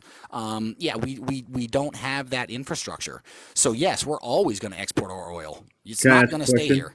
Yeah, but that's why Obama is the one that made it so freaking hard for these oil companies that had the refineries on the East Coast with the restrictions to be shut down. It wasn't profitable for them anymore because everyone wants electric cars. Do you know when the last? Okay, hold on, Max. We'll let you speak for a while. Jacob wants to say something. Go ahead, Jacob. Well, it's going to reflect off of Max, and I want him to. I'm asking the question because I want to know the information because this is information I'm lacking. But I'm trying to understand, why would we, if we have this capability of bringing all this oil to the country through that Gulf and Canada, why are we not investing in the refineries then? That's where what knowledge do you have on that and why we wouldn't have invested in that? So I'm going to mic off. Okay, so can I respond? Go ahead. Because the U.S. government does not have the authority to direct Shell, Exxon, Mobil, or any other oil giants to build refineries. The U.S. government is not in the business of building oil refineries. That would be what you guys like to call communism, right? State control of public resources, right? So Joe Biden, Donald Trump, Bill Clinton, whoever you want to talk about, they can't direct those companies to build those refineries. The reality of the situation is those big oil companies and you can fact check me on this, aside from an LNG, a light natural gas refinery that was built just like a year or two ago, there has not been a light sweet crude refinery built in the United States since the late 1970s. We do not have a new oil refinery built in the United States since the late 1970s. Now, you can go through Carter, Why is that Bush, though? Bush Why is that one, though? But I, please, I have corporate the greed, I will. corporate greed. no. That's why. Yes, that's exactly right. It is. It's partially corporate greed. But he mentioned one thing that was correct. You couldn't have a state-run oil refinery because that is, in fact, communism. He's right about that. So our resource is to do it via capitalism and oil and gas industries to invest their money into making these oil refineries. However, the United States government has so many restrictions on how clean that refinery has to be, it's no more profitable to run that refinery in the United States. It's more profitable to ship it somewhere else, have it refined, and ship it back. That's why that Because of all the regulations, correct? exactly. Yes, that's correct. Right. But hold on, Okay. so you then Okay, you hold on, have Max. to agree. I did let you respond. Hold on, Max. I'll come back to you. I want to give the word to Nava. Go ahead. Welcome to the panel. Hey, how's it going? Yeah, I think you guys are. I'm a Trump fan for POTUS, and I think it's being overthinking this and seeing the real reason why Trump was successful, in my humble opinion, for 4 years. It's kind of like people are too emotional in the first place. Guys and gals about going on some dating app for POTUS. Too mean. He sends mean tweets. He's rude. He doesn't have the right to. I don't plan on marrying this guy. To me, Trump is kind of like Tom Brady. He is one guy that can come to a team and bring one CEO and turn it or a head coach to a team and make it successful. You can't explain it. You're not going to find it in a policy. But what you're going to find, what Trump did, is a basic human fundamental. You project strength to avoid conflict. That's why OPEC didn't get stupid, because they basically control the stuff. We can nitpick and pump oil this, pump oil that, but fear is what kept them in line. Fear is what kept the corporations from gutting the populace, which our stereotypical politicians let happen off election season and then back off during election season. Every single cycle never fails. So what we're missing here is that basic fundamental of why can one person come in and make a difference? And that's what Trump did. And he did this all. I mean, think about it. He brought us $1.87 gas, world peace, 4 Nobel Peace Prize nominations, the cheapest food, oil, energy costs in decades, no new wars. He had the first historic flight from Israel to an Arab country, which is now a mess, and the Abraham Accords. So, and he was offering the cities, do you need some federal help because the crime is kind of going crazy here? And they turned him down. And he was getting a whole time. For 8 years, they've been hitting this man. That's a reflection of bad cops, in my humble opinion. From Pelosi, Bragg, James Smith, Willis, all the way down. It's banana republic tactics, and I don't like it. And I think that's why a lot of people are seeing what's happening. And Trump is on the polls. Got it. Okay. So David said overregulation, and then Nava is saying peace through strength. Max, I know you have an opposing views to what they said. What's your opinion? Okay, my opinion is simple. If you think that regulation is the problem, I would pose this simple question, and I'll leave it at this, and you can all respond, and then I have a follow-up. But if you think that regulation by the Biden administration is and trust me, I'm no fan of Joe Biden. I'm a leftist. But if you think that Joe Biden's regulation is the problem, explain to me why there has not been a new refinery, a sweet crude oil refinery built in the United States since the 1970s. You've had many Republican Congresses and presidents since the 1970s, including Ronald Reagan, including Bush 1 and Bush 2. There have been plenty of Republicans since the 1970s that could have done things to encourage big oil to build more refineries along the U.S. So to blame this on the current administration is wild, because we're 53 years in and there has not been a single refinery built in the U.S. Explain that. Go ahead, Jacob. Do you want to start? Yeah. It sounds like corporate greed, because when we've noticed is that politics and business has been playing ball in the court for a while here in the historical government, since we'd say more noticeably since after World War II, that politics and government have been shaking hands. So there's all these politicians were throwing all these restrictions on refineries and so on and so forth. Those restrictions and refineries would make the job more difficult and more mandating, which means you have to pay more for the all-around aspect of it. Therefore, the cost of that refinery gets dumped in the trash because they can't afford to pay the wages and the maintenance and the upkeep and the safety standards and the protocols and so on and so forth. Therefore, it drives it out. Can I add Michael, on? go ahead, and then I'll go to David. Go ahead, Michael. I'm just going to say, just because it all depends on the vote of Congress, you know what I mean? But at the end of the day, Trump was getting our pipeline done, and once Biden came in office, he shut the pipeline down, and Putin's pipeline started right up within weeks, continuing to build. Go ahead, David. And everybody has the partial truths to all this, especially Max just brought something up that really made me think. He's correct about one thing. There have been Republican-led Congresses that could have passed bills that would have diminished the restrictions on refineries to help businesses want to invest in building a new refinery. That's absolutely correct. They could have done that. And the same thing is true with the Democrats. So it goes both ways.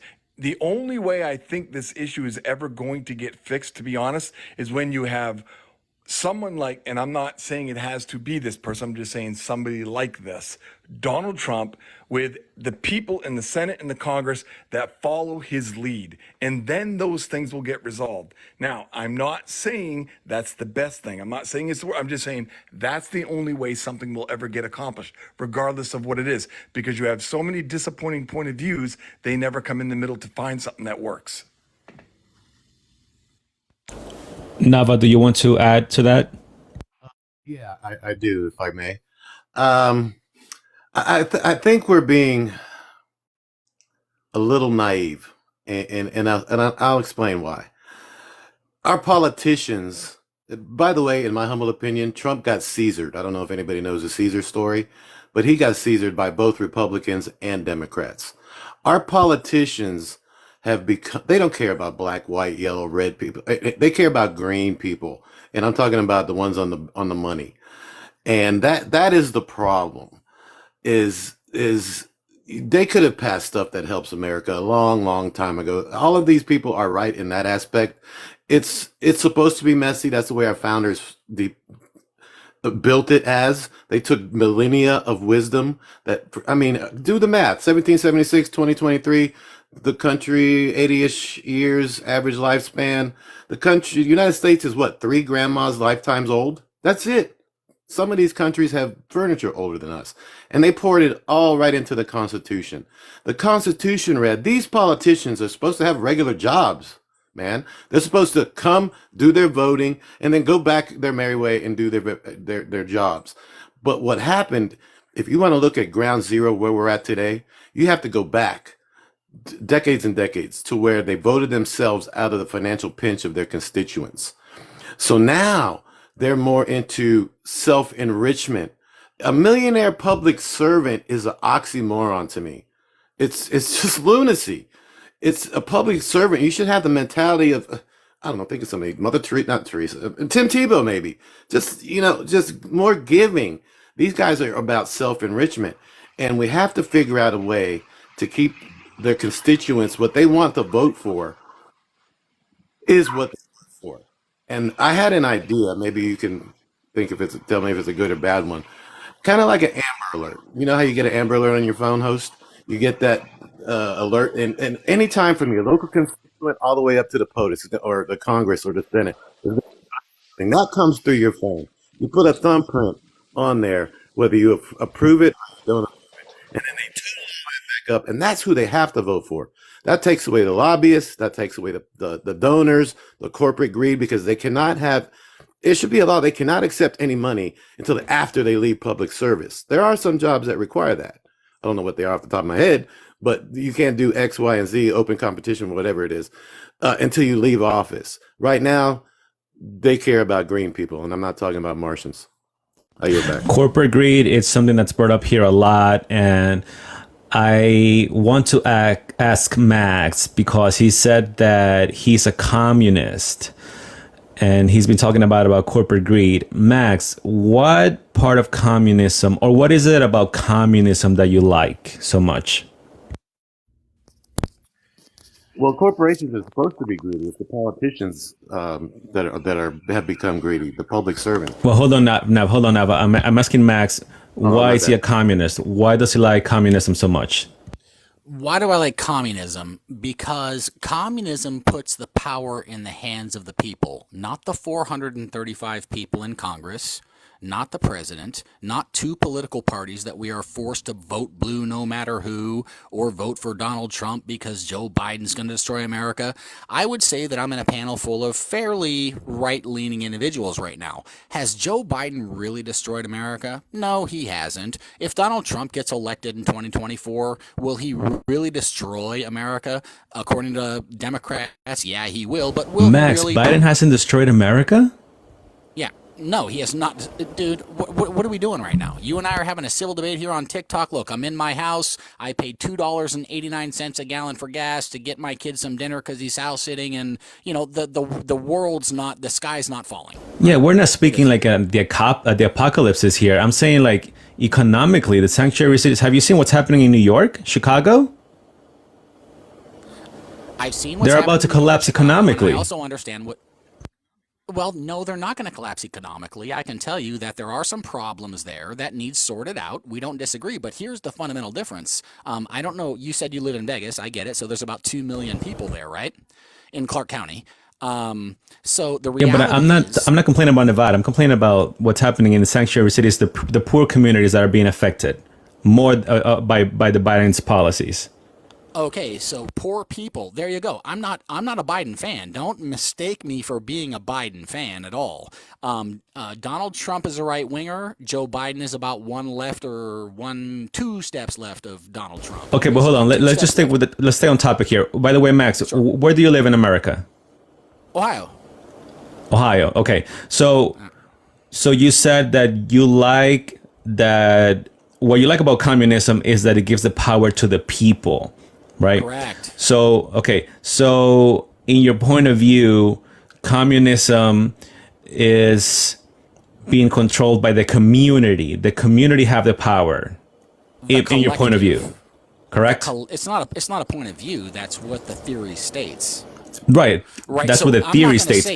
I'm not going to say there's not going to be corruption, right? There's always going to be corruption, right? We're always going to get that, whether you're capitalist, socialist, communist, whatever your economical, philosophical argument is, you're always going to have corruption. But in its purest sense, the idea that the people own the resources, the means, the distribution of the resources, instead of the select few owning those resources, is always better for the people. But it's not actually the people, it's the government that owns the land, owns everything in communism. I was going to say, Isn't who that makes terrible? the decisions? Yes. Yeah, it's the government, Okay. Max, right? It's not the government, it's the people. So who's the leader in a communist country?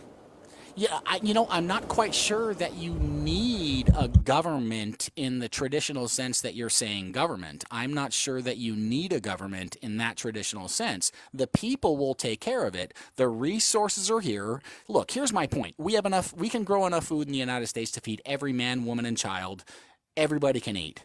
We have enough clothes to put a warm sweater and a warm jacket on every man, woman, and child in the U.S. We have 16 million houses and 500,000 homeless people. You can put every homeless person in a house, and we can deal with the problems that led them to their their particular circumstance. We can put our resources together and figure out how we need to deal with those exigent circumstances that led those people into those problems. All I'm saying is we have the resources here to solve those problems. The problem is that the 1% hoard those resources and they take them and they throw them out. And you Max. can't dumpster dive. Yeah. Max, Lou from the comment section. Hold on, David. I'll give you the word in a minute. Lou from the comment section wants to know if you would ever move to a communist country, like Venezuela, China. China's not a communist country. That is a complete fallacy. China's Okay, not- so they will have you move to a Communist Party. communist country? If there was a truly communist country that actually was communist, yes, I'd move there in a heartbeat. Okay, which there aren't, according to what you're saying. Where? No, I'm asking you because you're the communist expert. Yeah, the United States overthrows every single shot at communism. Our imperialistic nature overthrows these people. We can't afford, capitalism can't afford to let communism work. It can't Okay, so afford for it. Max, there's no real communist country because, again, it's America's fault. I've heard this before. David, go ahead. Thank you, but I'll pass. He explained it. The way he explained it should answer anyone's questions as far as I'm concerned. Communism is the same thing, and there's always going to be somebody that needs to be making decisions. And unfortunately, every man on this earth is going to be plagued with greed. So He it's sort of answered his own question, correct? Exactly. So he answered the question himself. Right. Max, Yes, do you greed get is- do you get what he's saying or no? Yes, greed is terrible, but we're not talking Because you're saying that in a perfect communist government, it would work like this, it would work like that. But there's all of these leaders that have pursued and installed a communist government, and they become corrupt almost instantly. Well, And that's what not we're going at with necessarily this, true. with communism. That's not necessarily true. So, like Gaddafi. Which one of them did not become tyrants? Gaddafi. Castro. So they weren't tyrants, Max? Stalin. No, they weren't tyrants. The U.S. Wow. demonized them. The U.S. demonized them and made them tyrants, but they weren't. You are listening to Western propaganda from the Western capitalist machine. Do you know why we throw out people like Muammar Gaddafi? Do you know why we throw them out? What about the him? Cubans, Max, that were escaping can I the touch on island? this? I happen to live in Fort. Go ahead, David. Go ahead. I lived in Fort Lauderdale, Florida during the Castro migrant wave that came across, and where millions of them came into the country. And I'll be the first person to say a lot of them were incredibly good people. One of them just happened to be my neighbor, and her and I went to high school together, and she told me what it was like living under Castro. And yes, he was corrupt, and that's why those people fled and risked their lives to come to this country. And you don't think Joe Biden and Donald Trump and all of our politicians are corrupt? I don't course think they she are. did herself any favors. Of course they are. The only one I would say may not be corrupt is Donald Trump, believe it or not, because there's never That's been insane. anybody. And let me explain why I say that. I'm not being naive. There has never been anybody in Washington, D.C. or in the major societal limelight that has been more heavily investigated than Donald Trump. And they have yet to find anything. So that man is, without a doubt, as clean as we've ever seen. They've He been has investigating four Trump since he came down the escalator. You would agree with that, right, Max? He has 4 indictments and 91 criminal charges. How is he clean? According to He Rick, just got Ham thrown sandwich. off the ballot in Colorado. What are you But talking you about? do agree with due process, right? You agree with that. You think due process is part of what makes us a great country, correct? Oh, absolutely. Then why can't he have his? Oh, he's got his. He's having it right now. But Max, you're basically saying that he's guilty. He's corrupt already, automatically. All I'm saying is this, listen, 4 indictments, 91 criminal charges. If you don't think he's going to be convicted on some, you're just being foolish. You're being naive. What have I you been know he saying look. for 8 I years believe now? he'll be. Or I believe he'll 500, be. Alex? This is crazy. I believe he will be convicted on the ones in Washington. However, they will go to the Supreme Court and they will be overturned. I have no doubt that will take place. However, that Great conviction opinion. will be because of those justices that are there are going to be like the ones in Colorado.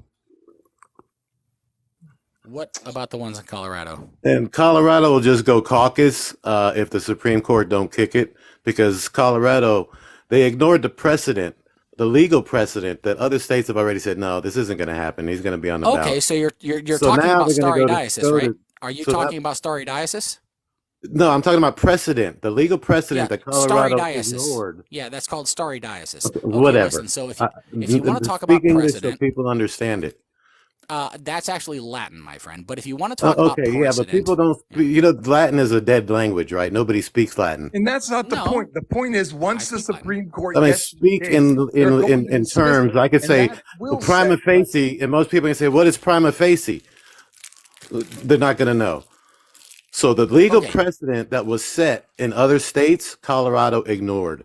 So there's two routes: either the SCOTUS is going to kick it, or they're just going to go caucus in Colorado. Either way, he's going to be on the ballot. And or 90, the 91 Supreme Court's going to indictments, are ignore you it. seriously telling me that 91 indictments isn't targeting? They have targeted this man. I can't believe Venezuela's doing the same thing right now. Dude, when you commit a crime, do you get indicted? You know how, okay, 8 years now, and Trump, you know how many Donald J. Trump convictions of a crime he's been convicted of? Zero. Max, you would agree that Zero. Trump was being investigated as soon as he rode down the That escalator means back they're in bad 2015, cops. correct? Well, once he started like not releasing his tax returns and shit, I can be a little skeptical of that. Sure. Who the So heck y- wants to his do tax it? You're trying returns, to get an something that no international one. billionaire and compare them to public servants. You can't compare an Trump's not a international billionaire. billionaire and Trump is say, not a okay, billionaire. release my. I wouldn't want to release my taxes. Hell, And let's by look the at way, yours. and by If the way, Trump was a if Trump was a billionaire, why is he asking you to buy his baseball cards for okay, let me just say $4,700? I mean, this. give me a Let's break. Because the Democratic committee actually had an investigation that showed Trump is in fact a billionaire, that he in fact lost money from 2016 to 2020, that he also in fact donated $4.7 million, my friend. Now, you know how many public servant I politicians in don't. the Yeah, history source any in of the this. Just source history any of it. Yeah, sir, in bullshit. the history of the United States have left less wealthy once they became public servant politicians? One. You think That's you think Trump. the Trump I family yield left back. less hold on. wealthy? I just want to Jared make. Kushner got $2 billion Okay, hold from the on. I just want to Saudis. make a Okay, point. hold on. Let's give the word to David. He wants to reply. Business. Go ahead, Okay, David. let's say that you're right, and Trump didn't want to release his taxes. That's the same thing pretty much everybody in the United States. That's why it's private information. However, his taxes were released. All you seem to talk about is the fact that he didn't want them released, because the only point that really matters now is they have been released. And guess what? They found them to be perfectly good. There's not one mistake in any of them. So this whole conversation is mute. It doesn't matter, except for the fact that Biden and the DNC just violated that man's constitutional rights. Tell that to the judge in New York who has already ruled that he committed multiple tax violations. He will never do business in New York again because he grossly overestimated the value of his properties. So yeah, that's tax fraud. That's not a ruling. That's a civil It's case. done. You It's do done. a They're difference just between a arguing on civil how and a much he's going to criminal pay. case. He They're does have just the right to arguing. an appellate process. Okay, so E. Jean Carroll, who accused him of SA, already From got 30 paid years $5 ago. million from the guy, Wait, and hold she's on a second. and Ju- she's Did you gonna. watch Okay, the let me give the fight? word. It's Michael's like been one waiting of for a the while. last Hold on, months. guys. Let me give the word to Michael. Go ahead, Michael. Hold on a second. It's an appraiser that has to appraise Trump's buildings for what they're worth. Trump He can't knows put that. a value on it. I mean, come on, this is ridiculous. That's it. That's all I gotta say. He knows that. All right. They've been doing the same exact thing for 8 years. 8 years they've been saying Trump's guilty. He's getting impeached. No, he got acquitted. Oh, he's guilty. He's getting. I mean, this is kind of like that Charlie Brown, and the media is Lucy. holding the football, and this guy keeps kicking it. It just keeps kicking the football, and they yank it away. I promise, I'll hold it for you this time. And he pulled the Do you football. know why? I'm gonna Do start you know calling you why Charlie Trump Brown. got acquitted? Do you know why Trump got acquitted in the Senate for his treason? Do you know why he got acquitted in the Senate? Because the Irrelevant. Republicans. He was Oh acquitted. no, it's You can cry okay. about jury verdicts all day long. He was It wasn't a acquitted. jury. The Senate is not a jury, my Okay, friend. it's in the courtroom era. Okay, Okay, so can you if you're can going you to start listen? crying why people got acquitted, then you don't have faith in our judicial system. Now, once The things play Senate out is in not court, a part of the judicial oh my system, God, bro. the topic was he was being accused. He The went through an Senate is impeachment. not You the know what judicial impeachment means, system. sir? No, Do but you they know what still vote Yes, on impeachment I know what means? impeachment means. It mean in essence, it means I'm accusing you. Yes, Okay, that you're impeachment accused in means the House. accused. You're Indicted accused. means accused. You can put whatever paint over it you want to. It just means somebody's accusing you of something. Me personally, I don't. I let the court system play out, and then once the appellate process is done, because it was designed to remove these banana republic courts out of the arena of the circus and take them to another arena and have a more neutral party look at it.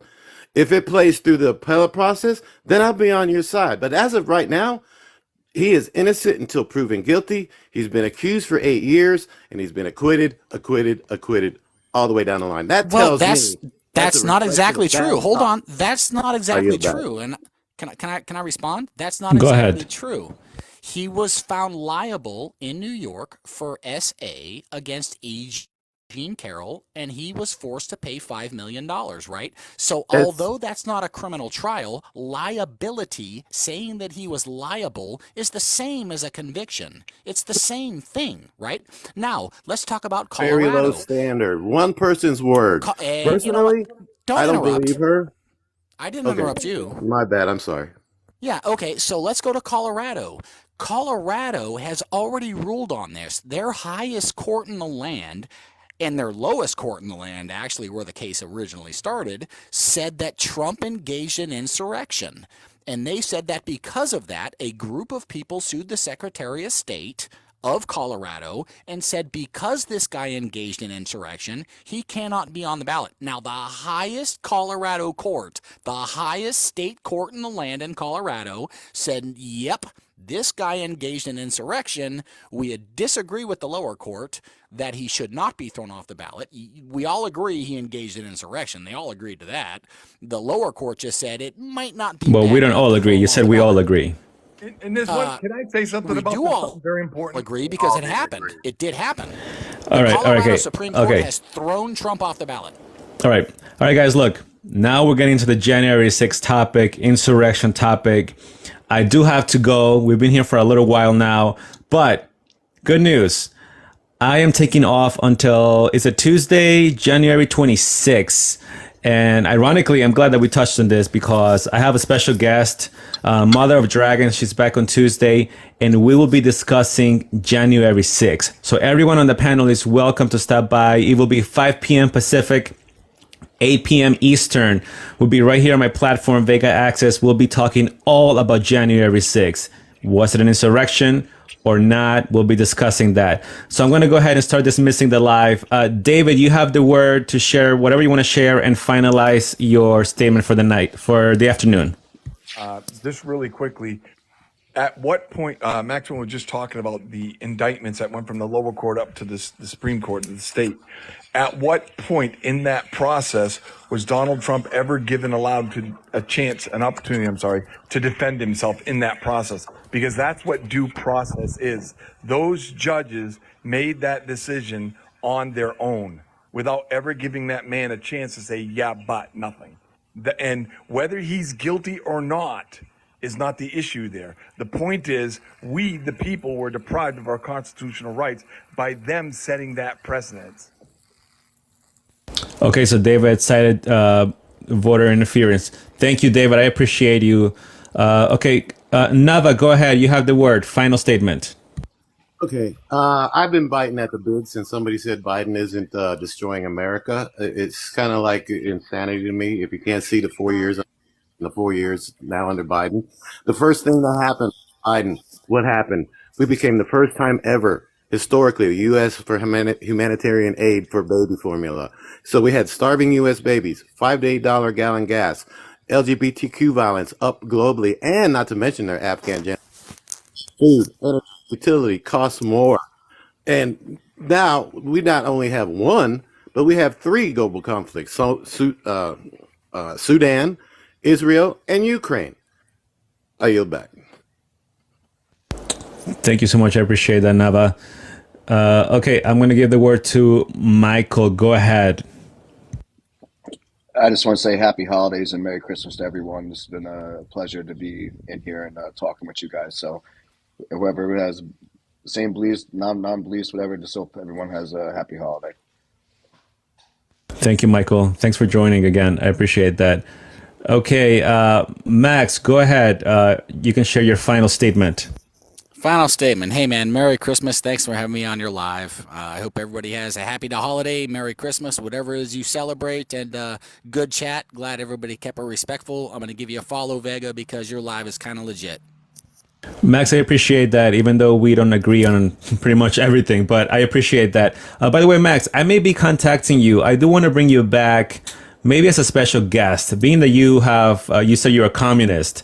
I do have a lot of questions for you. So maybe we can do something next week or in January, whatever.